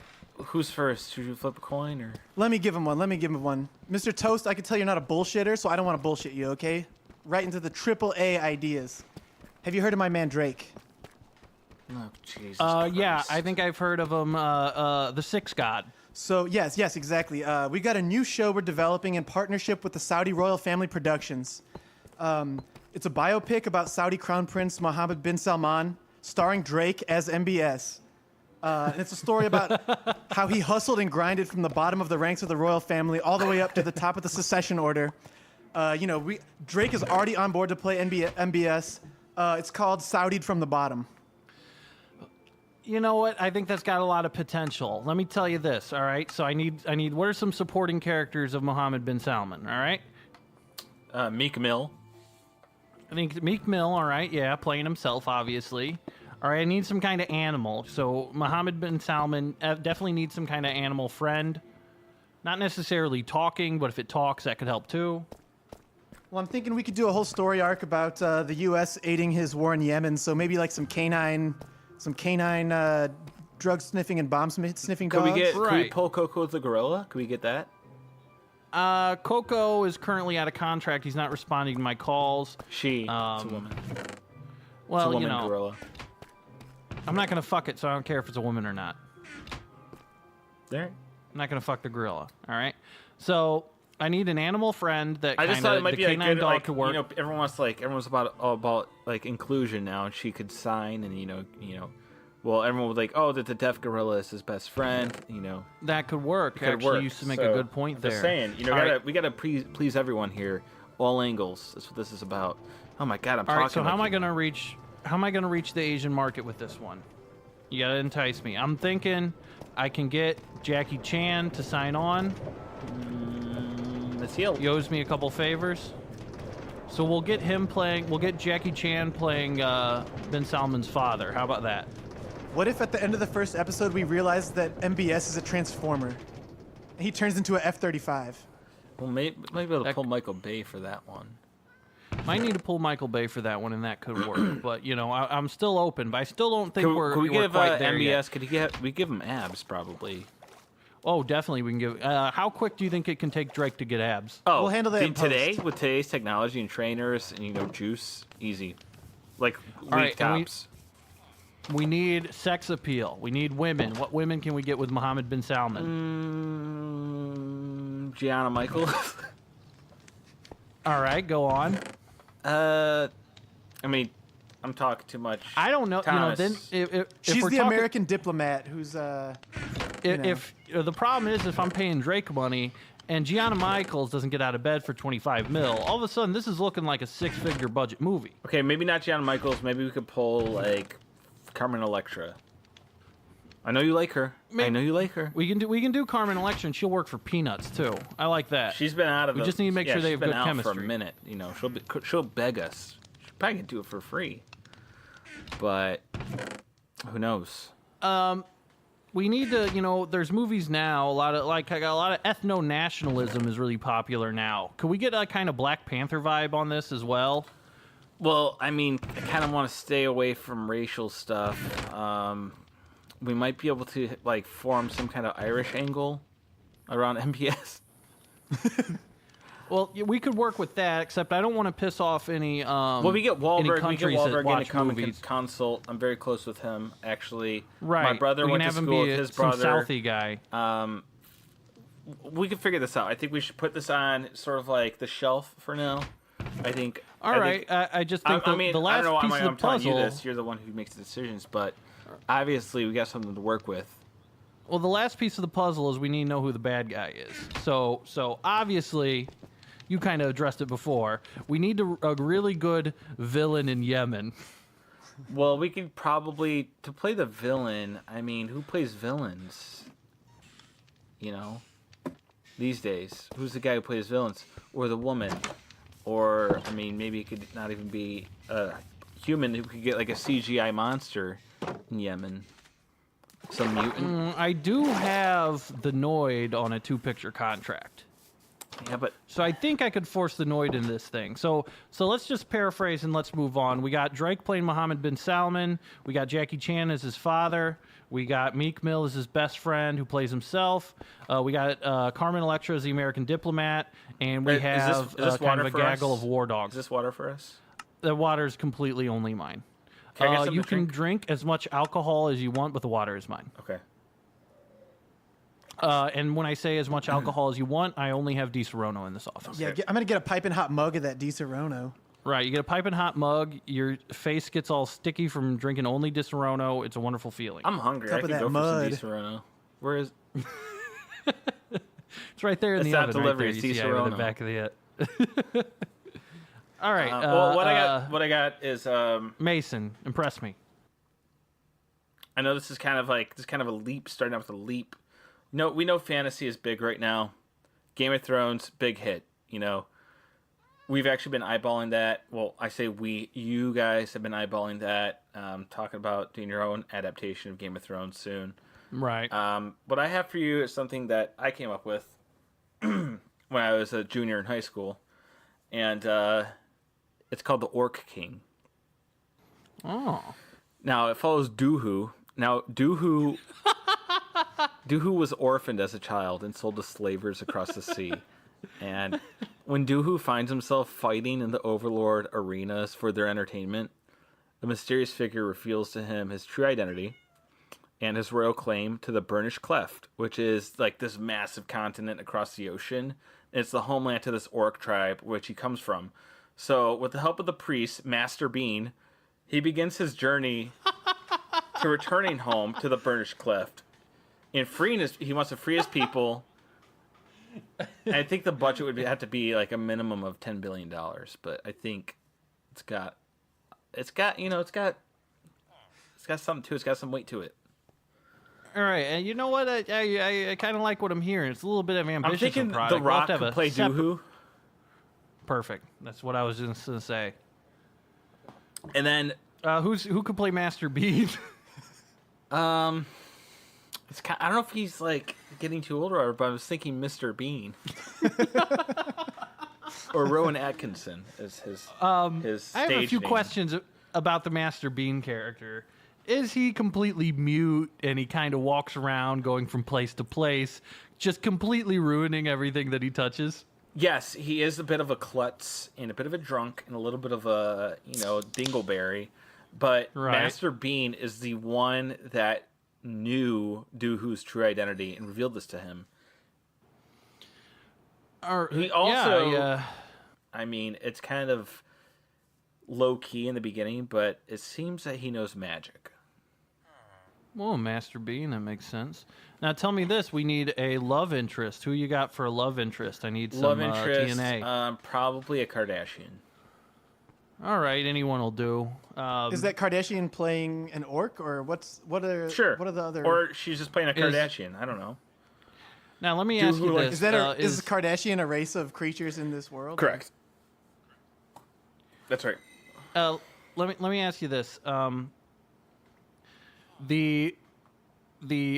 is like the comic relief? Because I'm assuming Master Bean is a deadly serious character. Oh yeah, absolutely, completely serious. The comic relief would probably have to be an obese man that's a sidekick. You could make the obese man sort of like, let's say, like kind of a karate guy, maybe. Everybody loves that kind of like stuff like that. It's clear he's very faithful to his homies and his friends. He's gung-ho, a bit of a coward, but he's talked into everything. 100% a virgin. It's very clear that he's a virgin. What might he say in response to seeing a ghost? He would probably say something along... I mean, I'm just spitballing here, but he'd probably go, ghost! That sounds perfect. And if, let's say, he's walking down the street and a bucket falls on his head, what might he say then? I mean, I'm just throwing this out. It doesn't have to be like in the end, final cut, but he probably say something like, "Who turned out the lights?" That's perfect. And may I suggest a name for this character?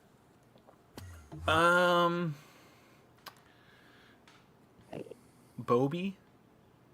Bobby. Perfect. This sounds perfect. I love the idea of Bobby, the befuddled, stupid, fat monk who is constantly confused by barrels. Maybe and buckets. perhaps he's a brother in the order with the priest, Master Bean.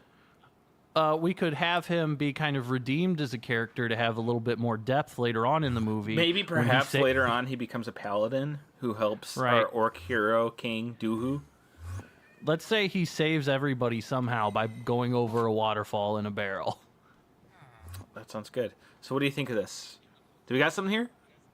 Yeah, I think so. I think this is such an ambitious project. Thomas, fucking bitch. We're talking about $100 billion. Sell it. First one, you fucking old shit. All right. Well, I haven't sold it yet. I'm talking about follow-up meetings. I don't mean to we're talking improve about upon your idea, but I feel like orcs aren't really what's selling right now. I mean, if you look at competitors like Amazon, look at who else is spending $10 billion on other shows. It's Amazon making Lord of the Rings. People want more Lord of the Rings content. That's what this Instead is. of orcs. Why don't we get some elves in here? My son actually had a fantasy idea. I wanted to run by you this by you guys real quick. My son's been bothering about this for months, and if we're talking about orcs and fantasy stuff, this might be a chance to get him out of the house. My son's got a screenplay from an alternate universe Warcraft movie sequel. Where Jaina Proudmoore gains the power of... Let me grab my notes here. Okay. Jaina Proudmoore gains the power of Sithun from Encourage, growing to over 60 feet tall, and she eats High Overlord Sourfang of the Orcish Horde, who, once inside of Jaina's large belly, gets her pregnant by rummaging around inside of her body and ejaculating. A scene which my son has assured to me is somehow consensual. 20 years later, the giantess Jaina Baby somehow unites both the Horde and the Alliance against a race of red-headed, freckled schoolyard bully monsters. Do you think my son's got anything there? I mean, you're sorry. I was splitting a cup of Di Serrano with the Big Mouth Billy Bass. I didn't hear a thing. You know what? I think we can scrap it. I can. No, I think it's very good. It sounded derivative. It just sounded derivative. I don't like it at all. Mr. Toast, sir, if we may, you're the one who makes that call. I think it's very good, but you're in charge, sir. You remember that, right? Well, if you guys don't come up with anything, I think we'll just dump $100 million into my son's jack-off movie. Okay, well, would you like to hear more of our ideas? Because we got a lot Yeah, Thomas, here. I think you're up. Let's get that. Oh, all right, let's go into the Rolodex here. Did you carry that with you? Has anyone thought about giving the Pet Boys a show Did you walk yet? all the way down Sunset Boulevard with that? All right. Yeah, dude, I'm an old school kind of guy here. I don't use a phone. I thought you lived in New York. When did you? No, dude, I go back and forth between LA and New York constantly. I just drive because I can't afford a flight. Well, you said I saw your Twitter profile. It said L.A. eventually in parentheses forever. Yeah. Well, now is eventually. It's a Sisyphean ritual back and forth. You know, on my way from LA to New York and to New York to LA, I drove through this shithole town called Terre Haute, Indiana. And on the radio, I heard a bunch of dipshits called like Bradford Hockendock and MVP Most Valuable Primate or something fucking yammering about country shit. What if we give those guys a show? Perfect. I'll do it. All right, They come said on. They're going to need about interesting $100 enough, billion. Terre Haute, I'm going to take a cut about 99% of that. Terre Haute, Indiana is All right. actually part of one of my pitches, so we'll get to that. But anyway, sorry. Well, Thomas, yeah, go let's hear it, ahead let's hear so it. we can get through this, please. Well, yeah, let's hear Mason. Go ahead. Tell me what you got with them. Well, Thomas was going to go through his... I mean, I'll go... I'm very happy to go. Just somebody give me a All fucking right, idea so right now before I run out of I have DiSerrano on the rocks. I have a series that I rewrote. It's actually a series from the BBC. It's a period piece called What does the BBC stand for? Big British Channel. Okay. So this is a period piece called A Winter's Occurrence. And it follows young Angeline, who travels to the manor of her sister and her husband to stay with them for the season.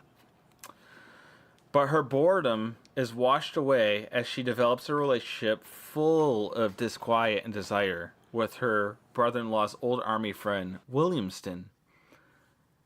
But here's the catch. Williamston is married. So, the night before at the Winter's Ball, she dances with Williamston. And they've been, having this wonderful season together. She dances with him, and she realizes that she's fallen in love with this guy. And, he's like, this guy's got to be like 17 years her senior. And this guy, the next morning, she awakes, still in the haze, the dreamy haze of the night before, and the glamour of it. She Did she finds get the vapors? She finds Williamston is packing his bags, and he's very uptight and straight. The twinkle in his eye is gone, and the humor in his voice is gone. And she says, "Where are you going?" He says, "They're sending us to the front." And she realizes that he's going to the war front. And as he's packing, she finally spots on his left hand, on the ring finger, a wedding ring. And that is just, heartbreak. It's Angeline's finished. Are you crying right now? Thomas, are you all right? That's just DiSerrano that spilled on my cheek. It's searing. It's searing my skin, and it's actually creating a burn mark down my eye. Because all the sugar content? So, All right, a winter's occurrence is, full of, ups and downs and twists and turns, and you don't know what's going to happen to young Angeline. And Williamston is such a dog, and he just toys with her young naivety, and all the while her sister and brother-in-law are just oblivious of the whole situation. All right, so here's how we typically handle movies like this. Movies that are What's the for show? kind of spinsters. Oh my God, it's a whole show? Yeah. All right, we do a one. Hypothetically speaking, not agreeing to It's like anything. World we War do II. a one season World War II, run. all right. We Or World we War do a One. one We can do season either. Or. run. Britain was in both. All right, probably World War One because it's cheaper. Oh yeah, All that's right? true. So we do a one season run, 8 episodes. Who owns the rights hour to World each. War II? We pay the actors HPV peanuts. does. If you do your research, you know that. We get some just no-name British actors that we can just use and abuse. You can show up to set and spit on them. You can pee on them. You can do whatever you want to them, but kill them. We have a shoestring budget of like $100K. But the most important things with these types of films is we have data nerds that we track the metrics of it, and we basically see when a lot of cats are getting adopted from shelters, and that's when we release it. And we can chart that with different breakups over social media and things like that. We hit them right at the peak vulnerability spot, and we get all these bimbos in blankets They have eating no ice idea cream, what to crying their watch, eyes so they out. throw in this period piece Right. where all these women are in You dresses. put on these Right. completely blank slate men like Williamston that almost have no motivation, and you get these women who are single-mindedly Williamson would have interested. to be played by a very vaguely handsome but like pudgy, doughy, rosy-cheeked gentleman, like a British man.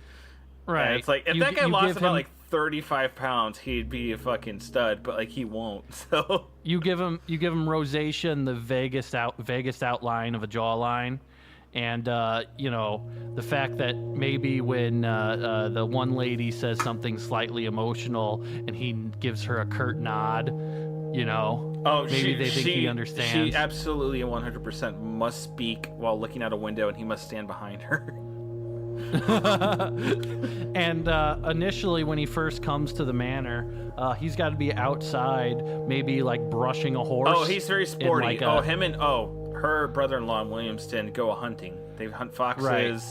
And she's got to watch him from the window while she touches her lips with her fingers. And the handmaiden, who she's very fond of, you know, Marianne. Right. We'll probably have to make her a POC because everybody else in this sounds white as hell. Well, I mean, like, I agree. No one else at that time, like, she wouldn't be a POC, especially in England, especially at the time. Right. That's ridiculous. Right. It'll never happen. Today we got, like we said, inclusion, and you know, some people might get mad at us about it, but we gotta. Anyway, she will be looking out the window and spot him, and the handmaiden will sort of tease her, and they'll giggle together, and it'll be very cute. Right. There'll be a thing where she's touching her lips, looking at Williamston as he mounts a horse, and then the door will open, and she'll go, "Ah, you startled me." All right, that sounds like something I can dump about $150,000 into. Excellent. With all respect, we'll Mr. work on Toast, it. is this really going to play to American audiences?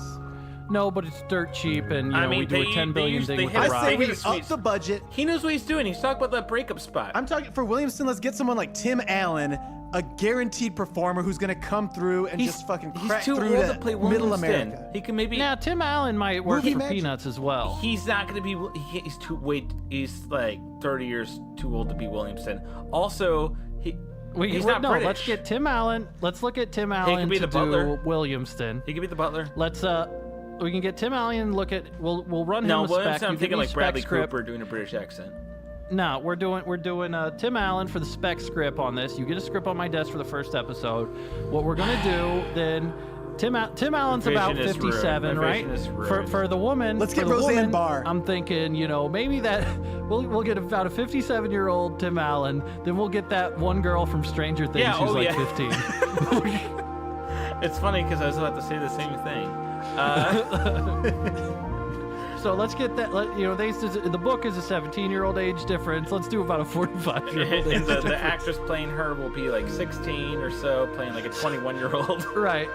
So There's nothing weird about it. Or if we're, let's we go. we're in danger of Rodney Dangerfield as Williamston. And Leslie, like Chloe, Leslie, if I may, Moretz says. how about this one? This is perfect. Same range, sort of, age-wise as Tim Allen. How do you like the sounds of Jerry Seinfeld? The peak of Seinfeld, he was dating a teenager. It's perfect. He's already got experience. It's not even with a role for him. It's just his life. Right. It's just his life. Except in this. If we don't have Seinfeld money, maybe we could save a little money by moving the whole thing to Vancouver and we'll replace all the extras with chimps.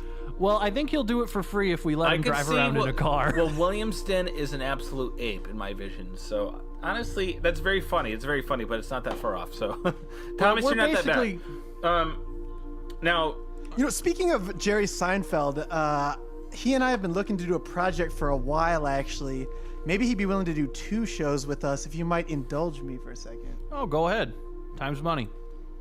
What about a show where Jerry Seinfeld drives a different classic car to a different college campus in every episode, and once he's there, he asks all these like snowflake SJW college kids why they get so sensitive nowadays when Kramer says the N-word. And is this a movie? Is this a show or? I'm seeing it as sort of like a Fast and Furious franchise of movies. We get Paul Walker on that. Too soon. Well, like the public doesn't know that he's not dead. He's working in too many other movies People don't know that right he's now. not It's too dead, soon. and that you've had him like in like hiding for years now, and you've been waiting to unveil him. Well, to reveal him, it'd be perfect. He'd be perfect to come back out for this. I mean, the Paul Walker in Brick Mansions was 100% CGI. Everybody knows that. I'm We had the guy in imagining the the Gollum suit doing opening all the scene jumps. is like Sir, Leslie, Jerry Seinfeld in one is there- car, Paul is Walker there in a another bathroom car in going this like room? 150 each. Is there a bathroom in Is this there a room? what? Is there a bathroom in this room or down the hall, or like, should I use that? Go down the hall. The bathroom in here is completely mine. Is there a code? You go Do to I use my that code? Yeah, 6969. Okay. Can you write that down?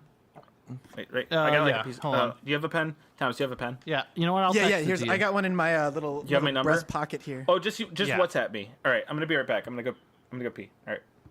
All right, Thomas, I got something I had in mind for you that I think you might be able to hammer out for me real quick. All right, what's up? All right, I just got the rights to the black thumbs up emoji on Android, and I'm trying to set this movie, and you guessed it, Wakanda. Any suggestions? I got a couple ideas for you. All right, hit me. Black Smurfs. What if the thumbs up emoji is a black Smurf thumb? It sounds pretty good. Now, the problem is, then we got to buy the right. Do we have to buy the rights for the whole Smurfs, or is there just separate? These are different Smurfs. They're not blue. All right, describe to me and be very, very careful about how you describe these to me. What these black Smurfs are like. All right. They're about Smurf sized. I will tell you, be very, very careful about how you describe a black Smurf. So you know that the cat in the Smurfs? Yeah, Gargamel's son or whatever. Yeah, they're smaller than that. They're Smurf size. They're wearing Smurf clothes. They say the word Smurf in their sentences Okay, constantly. this is fucking great. All right, that's all right. That's enough. That's enough, Thomas. Oh wait, I got one more. How about Never Black have people Kramer? seen. Black Kramer. Oh. Black Kramer? Go on. Okay, but like if we Very do that, we're gonna have interested. Jerry Seinfeld Hold complain on. that he can't say Mason? Smurf anymore. Mason, Sorry. let him talk about Black Kramer, please. No. Mason, you're right. You're right. I'm gonna switch my idea to White Urkel. It's a little Okay. less controversial. You know, maybe we can combine that with this idea I had for a Friends reboot. And it was going to be this Like Friends present reboot. day or Present day Friends reboot that would be a little more gritty, a little more edgy, and it takes place in a city called White Wakanda. now, what would it be about? Well, I think it would be about them being friends, but also solving crimes, and there'd be gritty undertones where typically a lot of the tension in Friends was from the doughy one and the one with the haircut named after her that would just look at each Okay. other sad sack ways. I could see- And this one, where they would be more fighting crime, carrying guns. Yeah, I was gonna say I maybe could see Ross people with like like a it when people. CCW. You know. You look at like stuff like Shameless or Riverdale or things like that. People want like intrigue or some kind of nastiness to it. So let's make all of the friends addicted to heroin. Topical. No, I have one for you. Oh, I have quite a few. Because I don't want to take up too much of your time. Oh, go ahead. I have one that I think would be perfect for HPV. It's called The New Ones. And in The New Ones, a group of strangers from Terre Haute, Indiana find themselves trapped in this alternate reality where every choice they made in life was reversed.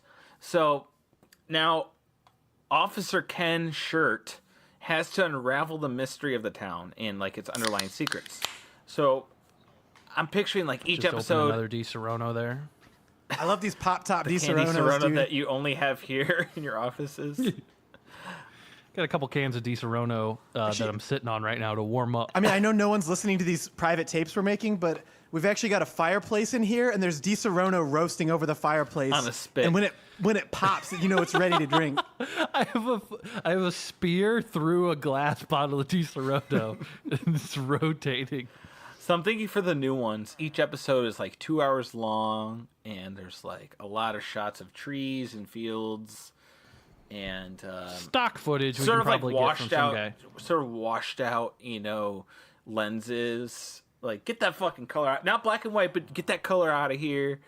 I think it'd be very good, but also A lot of Dutch angles, I'm imagining. A lot of like cocked shots to make it feel a yeah, little there's uneasy. close-ups too. I think it'd be very good, but also there's another one that I have that I think would appeal very much to the younger crowd. It's one that I've been working on for a long time. The CW didn't want it for some reason, but it's called Jock High.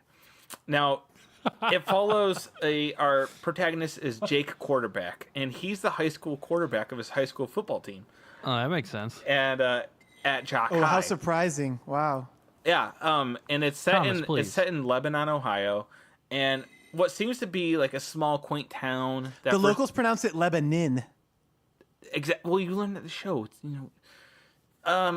what seems to be a small, quaint town that for some reason is stuck in a state of combining the 1950s and 1980s. Their secret lives begin to show their heads, and when the head cheerleader is killed, well, you know what happens with the help of jock friends, nerds, and the not unusual run-in with greasers.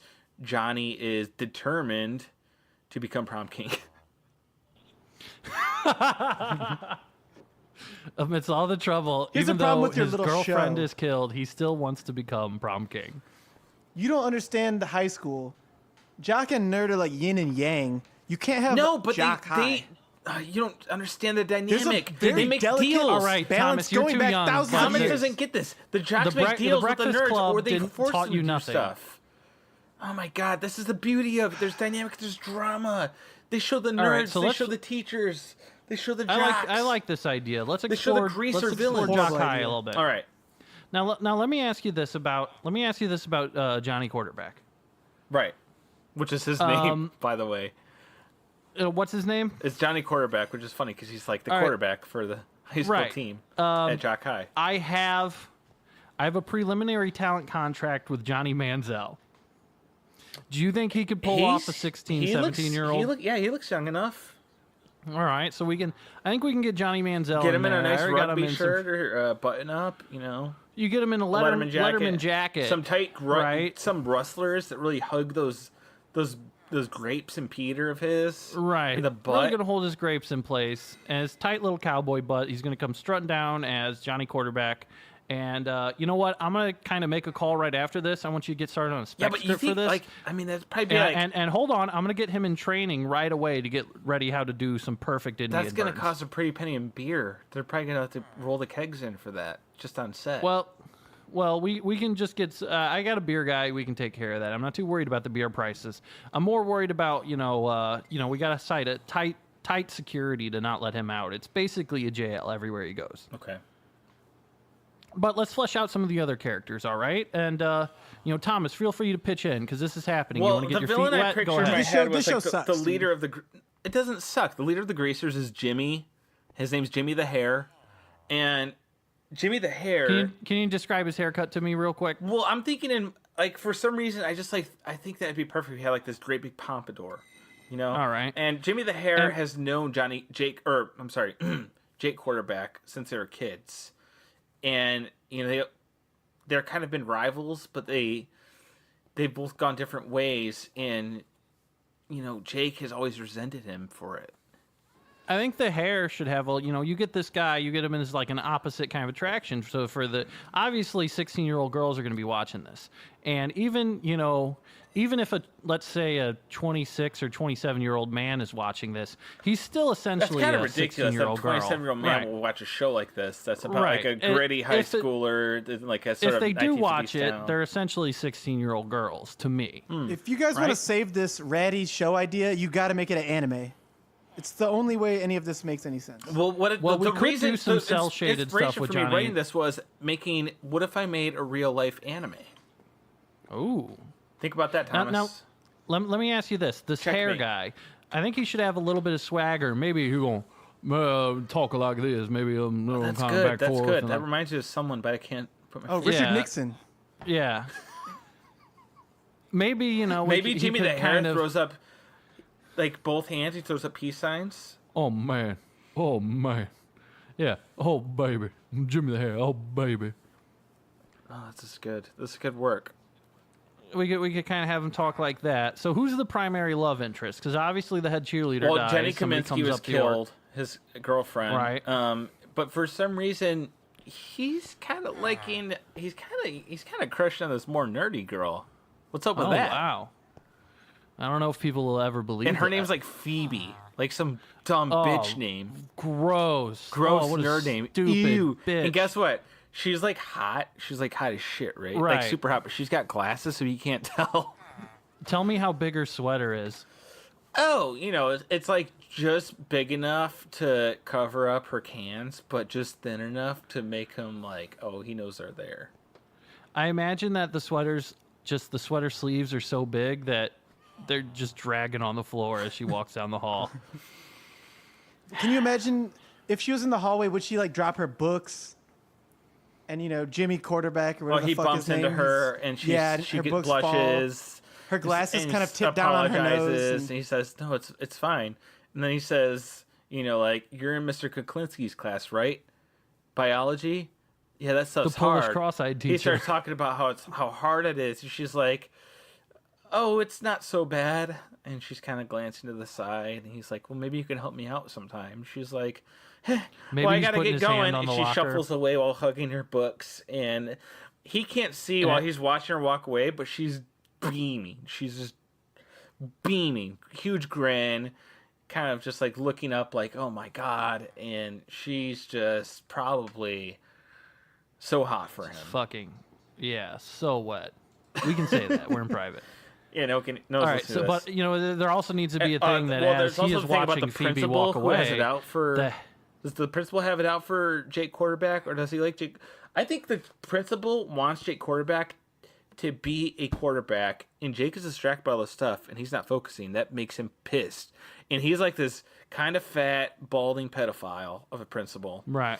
Right, obvious pedophile who cheats on his wife, who's like a great woman. She like is like a community director, like Parks and Rec type, like really involved, right? And he's like probably plowing a student or something. I don't know. Definitely. And we'll figure that out in like a season 2 thing. Yeah. So everybody on Tumblr can get on and talk about their outrage or something like that. Disgusting. He'd be played by someone disgusting. Paul Giamatti. You get me a spec script. We'll get a bunch of 19-year-olds to pretend to be children. We'll just only cast hot women, even in women that aren't supposed to be that hot. We'll get a bunch of guys that just kind of look like Abercrombie and Finch models, and we'll just shove them all together in the room, and we'll do some bare minimum writing, and then we'll just let them stare longingly at each other, and then we'll cut together a script later using CGI probably. So we can start probably production on that in the next couple days, because I think with kids too, I don't have to pay them jack shit. Other than Johnny Manziel, but I'm paying him mostly in a little white dust known as cocaine. And beer. All right, let's keep it moving. I'm jot that one down. Who's got something else? All right, that's a dud. That show's going nowhere. I got something that's gonna fucking rattle you out of your seat, dude. You're standing up, but if you were sitting, like, you would be like, oh. What makes the Di Serono go down easier? It's very interesting, Mr. Leslie Toaster, that you've been standing this whole meeting. Yeah. It's so I forced you guys especially to sit because down, your suit is, kind of. I respect the power play. Your tie is kind of loosened. You're very, to be fair, you're very corpulent and you're sweaty, and I would think you want to be sitting all the time. Yeah, but do you notice how many rings I have on and how hairy my knuckles are? Oof. Those are disgusting. You've got pretty good. 2 cigars in your left hand through your fingers. You're not actually lighting them, but you're just holding them to just look imposing. I saw him. He ate one earlier. Oh shit! It makes the Di Serono go down smooth. When you got my kind of money, you can do shit like this. We're running out of time, and I want to get my stuff out. So go, Tom. Go. Sir, here it comes. I've got a show for you called 3.5 Men About 7 Paraplegics. The only problem is that the guys from 2.5 Men said it sounds too much like their show, so I don't know if it'll be okay. Well, I'll have somebody pay a visit to them in the middle of the night. Give me a spec honestly, script. Charlie Sheen's probably going to be dead soon, so I won't worry about it. Yeah, we're good to go. Here, give me a pass-fail on a few of these ideas. I've just got a bunch of them here. Yeah, go ahead and rat them out. Okay, sir, how many ex-wives do you have? Like 9 or 10 or something? Hey, don't worry about it. What are you, the news? Have you ever thought about just putting all like 12 or 13 of them on a reality show to compete for your alimony money? Ooh. Well, hey, you could that'd be kind of funny. You kind of do the whole apprentice thing. No, I'm going to say that's a hard pass on me, but that did give me an idea to trick them into thinking that is a show and getting them on international waters and getting my Somali pirate buddies to sink them while they're on the boat. All right, so next idea. How about this? Remember that chick who did Nanette? How about we do 8 more Nanettes? How could I forget? Have you seen Nanette? Dude, you've got to see it. Dude, you've got to see Nanette. I haven't. I haven't. I didn't laugh a single time. Seriously, and it's my favorite comedy I've ever saw. Seriously, I haven't, but I heard it's so good. I really need to watch it. Yeah. If you like comedy that never makes you laugh and you agree with, you just watch Nanette. I like to watch stuff where it's like, it's not wrong. in the opinions or anything, but like I still don't laugh at it. That's the best comedy. Oh, so good. It's so clean. Every joke of hers is so well written and clean. And I like how she just makes joke at her own expense and then talks about how it's bad to make jokes at your own expense at the end. Oh. So good. Yeah. I don't think about that. It really guilts you into laughing, even if you didn't. Well, it was more about I clapped to it. I didn't laugh to it. I clapped to it. Right. It's a clapper. It's a clapper. And all right. That's what people want these days. People don't want to laugh at stuff anymore. They don't want comedy. They don't want to laugh at stuff. They don't know what comedy is. Let's make a couple more nanettes, but let's get some more sad sack people up there and just let them rifle out their problems and then call it jokes.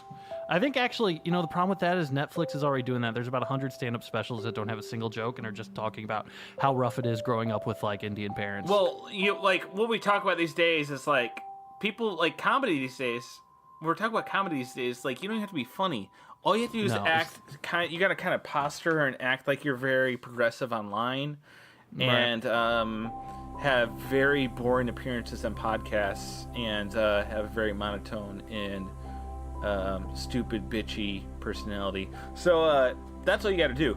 But I got a few more shows. Thomas, I don't know if you have a few more. You want to do those nettes, but yeah. How about an all-female reboot of the 9/11 movie? Not bad. Pass. Hey, Why? Pass. Why? Because you have to have at least one male in there so that they have somebody to get horny for. Even Ghostbusters We'll have did it. Sully. Sully can be the original pilot before all the female hijackers come in. I Don't can make have the villain Sully a woman. eaten out of the palm of my... I could have Sully in this office drinking Disaronno out of my hand in 5 I'm minutes. talking about female George Bush, female Dick Cheney. It's going to be a fucking all-star female cast. Condoleezza Rice. Yeah. All right, yeah. You know what? Give me a spec script, all right? I'll get you 10,000 to do the spec script. We'll get Melissa hit me with McCarthy another to one. be female George Bush. It's going to be golden. Easy. What else you got? Is that it? Yeah, you can have a go at it with your inferior. Real I have quick, a- I just got I got a grip. I just got a text message here. What do you guys think about this? Mad TV reboot with Miss Swan as the main character, and we have a comedy magazine attached to the product released monthly called Mad TV Magazine. Not bad. I don't think that's gonna work. All right, Mason, go on with your idea. What if just I'm why gonna don't you pass on brand it that. as HPV magazine? You gotta. Mason, what's your idea? Well, this is a quick one to start out. It's called Cafe Ukulele. It's about 4 coworkers who all work in a cafe in Brooklyn, New York, and they decide to start a YouTube cover band in a ploy to go viral. Yeah, in 2018 they attempt to do this, and somehow they have incredibly spacious and well furnished apartments. Next. I feel like people would like that. We don't have to like this stuff. It's what's going to make money. That's what this is about. I think you're about 5 years behind the curve. Now you need to have those same bimbos, except now they get drunk all the time. Okay. Make it work. So the next one I have is called Codename Hacker. It's about a young junkie hacker who starts to act like Fight Club, and he decides to use his insane skills to take down the tyrant presidential administration of... And I know this is, like, I try to keep it subtle, President Dolan Trumbull. And That's deep, dude. It's political. he also dresses like health goth, and like he has a modified vape that he can hack shit with. And he also uncovers like conspiracies, like in Deus Ex, and basically he's a guy from Deus Ex, but he's not like an agent or whatever. He's just like a rogue hacker. Plus, he kind of looks like me because that's just the way it's written. Like I didn't like exactly. I didn't write it like that on purpose. I just like asked friends, like, what should this guy look like when I'm writing it? All right. Does this guy that looks like you have a love interest in the film? Yeah. Can you describe her Well, for me? it's a show. Does he have a love interest? And can you describe her in great detail? Well, she's a perfect 10. Okay. If you could picture I don't that. think the audience is gonna buy that. Well, picture in your head a perfect 10. That's her. Dude, I know we're I don't think competing the on audience these is gonna pitches. buy that. I feel like I if don't you think think she's about good her enough. for I a don't think minute, she's good you might enough just for say you, dude. not I don't bad. think she's good enough for you is the problem. So, Well, it's not me. It's for the character. well, I don't think she's good enough for the character. That just doesn't sound like she's good enough. Okay, for you. maybe he has like kind of like a vague crush that he kind of has to like leave behind because she's not good enough for him, but also he's not good for her. to be involved Right. with her. You know what I Maybe mean? Keep her safe. A kind of Shane, He's kind of like Shane yeah, situation. he's kind of like a cowboy. Yeah. Yeah. Keyboard cowboy. A keyboard. Oh, that's- ooh, that's maybe that'd be good. that's Ooh, a that's better the name than title. Codename Hackers Keyboard Cowboy. Ooh, that's good. This is fucking badass. Also, right, it should so- have a lot so- of like so- Chemical Brothers, like Carpenter Brute. You know, I don't know what that is. Is that a beer? no, it's like synthwave, but all right, and like All electronic. right, I don't know what synthwave is. Is that a hacker Next thing? show is it's Oh, called. well, I got an idea on this one. Why don't we spin that with like kind of a QAnon vibe? All right, Well, we have like a season one thinking that, thing but where I he's felt going. like was Hold it on, was no, it no, two no, in the no. nose? Was it two in the nose? Like, We do a QAnon vibe with this guy. We have him investigating certain conspiracies, and let's maybe have a cliffhanger where he dies at the end of season one, trying to get some neurotropics that he bought off of a Brazilian black market. okay. All right, go on to your next one. Or another one is like kind of like a throwback, another like sort of period piece. It's called Blood of Greece. You know, there's a lot of. All right, is it Greece and then like dirty Greece, or Greece is in like the country? Or like the musical. You guys are asking me three different things. It's set in Greece, the country. All right, fuck. All right, easy answer. So there's a lot of Spartans, which if you were to let me finish, you know, Spartans Just gives go ahead away and it's in finish. Greece. Spartans, leather jackets. No, American no, muscle they're not cars, snapping their fingers. They're summertime, not pulling it's out teens. switchblade combs. Michigan State University. Just stop. So there's a lot of Spartans who have sex with each other, and like there's a lot of blood. You know, I mean, not just that. There's a grip of titties in it. You know, plus like maybe even some lesbian scenes. Awesome. Oh, $5 billion budget, easy. You know, we could probably get Vern Troyer to play a little freak in it. we can CGI most of the lesbians. I don't think it'll be as expensive as you think. We'll get the guys that do the Mass Effect sex scenes to come in and, and just get they us. don't know what people want to see. They know what people want to see. They don't want to see Right. Because women don't know So what they're doing in acting. Women really don't even know how to have lesbian sex. Only men do. Nobody has lesbian sex like I a got man. two more period pieces. Now both of these are from the BBC. Like I said, rewritten to carry over to America, or just like to repurpose them here. The first one is called "The Donnelly's Grandson." Oh. Sorry, I had some Di-Serono in my throat. Go It's ahead. about a noble English family and their relationships as they endure the 1900s England. You know, pretty tough. And things such as like when the valet tracks in mud upon the great rug. And like, let's say the valet tracks in mud upon the great rug. How long of a scene would that be? It's probably 30 minutes. I mean, a great rug by definition is at least 200 meters, so. Well, also that like the other show that I think would pair with this that would probably premiere maybe within the same season, to kind of go hand in hand. It's kind of like, you know, just standard is one that I actually dreamt of called The Wealth of Women, and it would follow, you know, mothers, sisters, friends, and they tell each other everything. You know, women tell each other everything, or do they?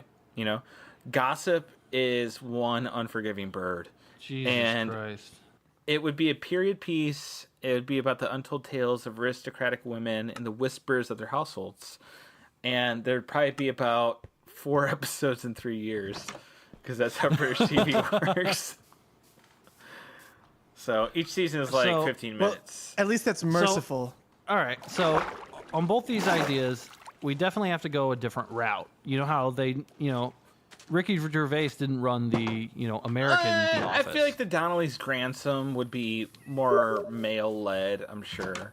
Well, I think the Donnelly's Grandson, you can have the female vibe, you can have all that stuff, but maybe instead of having 30-minute arguments about great rugs and valets and things like that, Valet. maybe it's more of a kind of, let's say it's a Victorian vibe, but more of like a steampunk Victorian vibe. Where maybe they do have Ooh, weapons give a steampunk. and kind of so like some zeppelins and things flintlock like this. pistols. And maybe, they have stuff like a little tiny flintlock pistol that's Or little on golden their skull thigh. telescopes that they like pop out as they Right. hang off of the air balloon that's like drifting Right. above Victoria and And then- London, and they're scoping out for other thieving guilds and like rogue bandit, gangs. Yeah, cool stuff that everybody That makes loves. sense. Zeppelins, steampunks, they have tiny guns attached to their thighs that they'll lift up. And then the maybe- Donnelly's maybe some Grandson, each rube. guy has like a curled mustache, like twirled waxed Right. mustache in sort of like a forked or like a pointy, goatee, or they have mutton chops, and they all, and then like the goons of like the villains, or even like the protagonists. There's goon guys that are in the squads that have like sort of cabbie hats that cover their face, and they look like Mo from Calvin and Hobbes, the bully.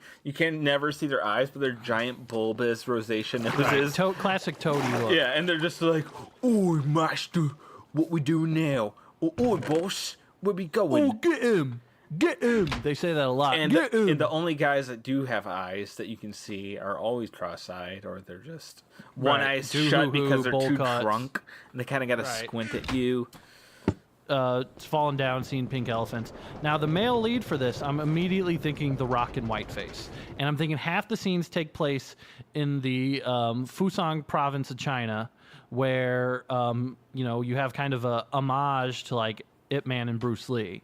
And then you kind of have that whole spanning is that market. Like a British colony, or because this is a British Sure, we'll do it in setting. Hong Kong or something like that. I'm sure they controlled it at Back one in the point day, in like history. the British controlled England or China, so you could do that, and then like you'd have to have England, like a sort of like a maybe a like a neutral group of orphan chimney sweeps to kind of help out our protagonist. Right, But and except they one gotta of them be is cheeky and cussed. a young girl who looks very womanly, but is supposed to be like 15, and also he wants to fuck her. She's dating Jerry Seinfeld. Okay, He wants to fuck her, but she's Seinfeld's been looking for a steampunk project, so I feel like this is going to be right up his alley. Steampunk is back. Steampunk is next. Wild Wild West was huge. Can we get It did Will Smith so to well. rap the theme song, dude? Well, I think I'm going to get The Rock to rap the theme song. They had John Cena do it, and he doesn't seem that smart. Yeah, The So I'm Rock is sure like The Rock black can do it. enough, but not too black for the masses. I'm going to make The Rock blonde, so we'll easily get it. Okay. So while we're talking about I'm this sold. BBC, That sounds great. while we're on the subject of some BBC shit, I just got a text message from Mr. Ken Burns. Maybe you heard of him. He's from the He's got the American fake hair. BBC. Homer PBS. Simpson's boss. Yeah. He is talking about doing a 10-part miniseries. It's also a period piece about Austin Powers. Okay.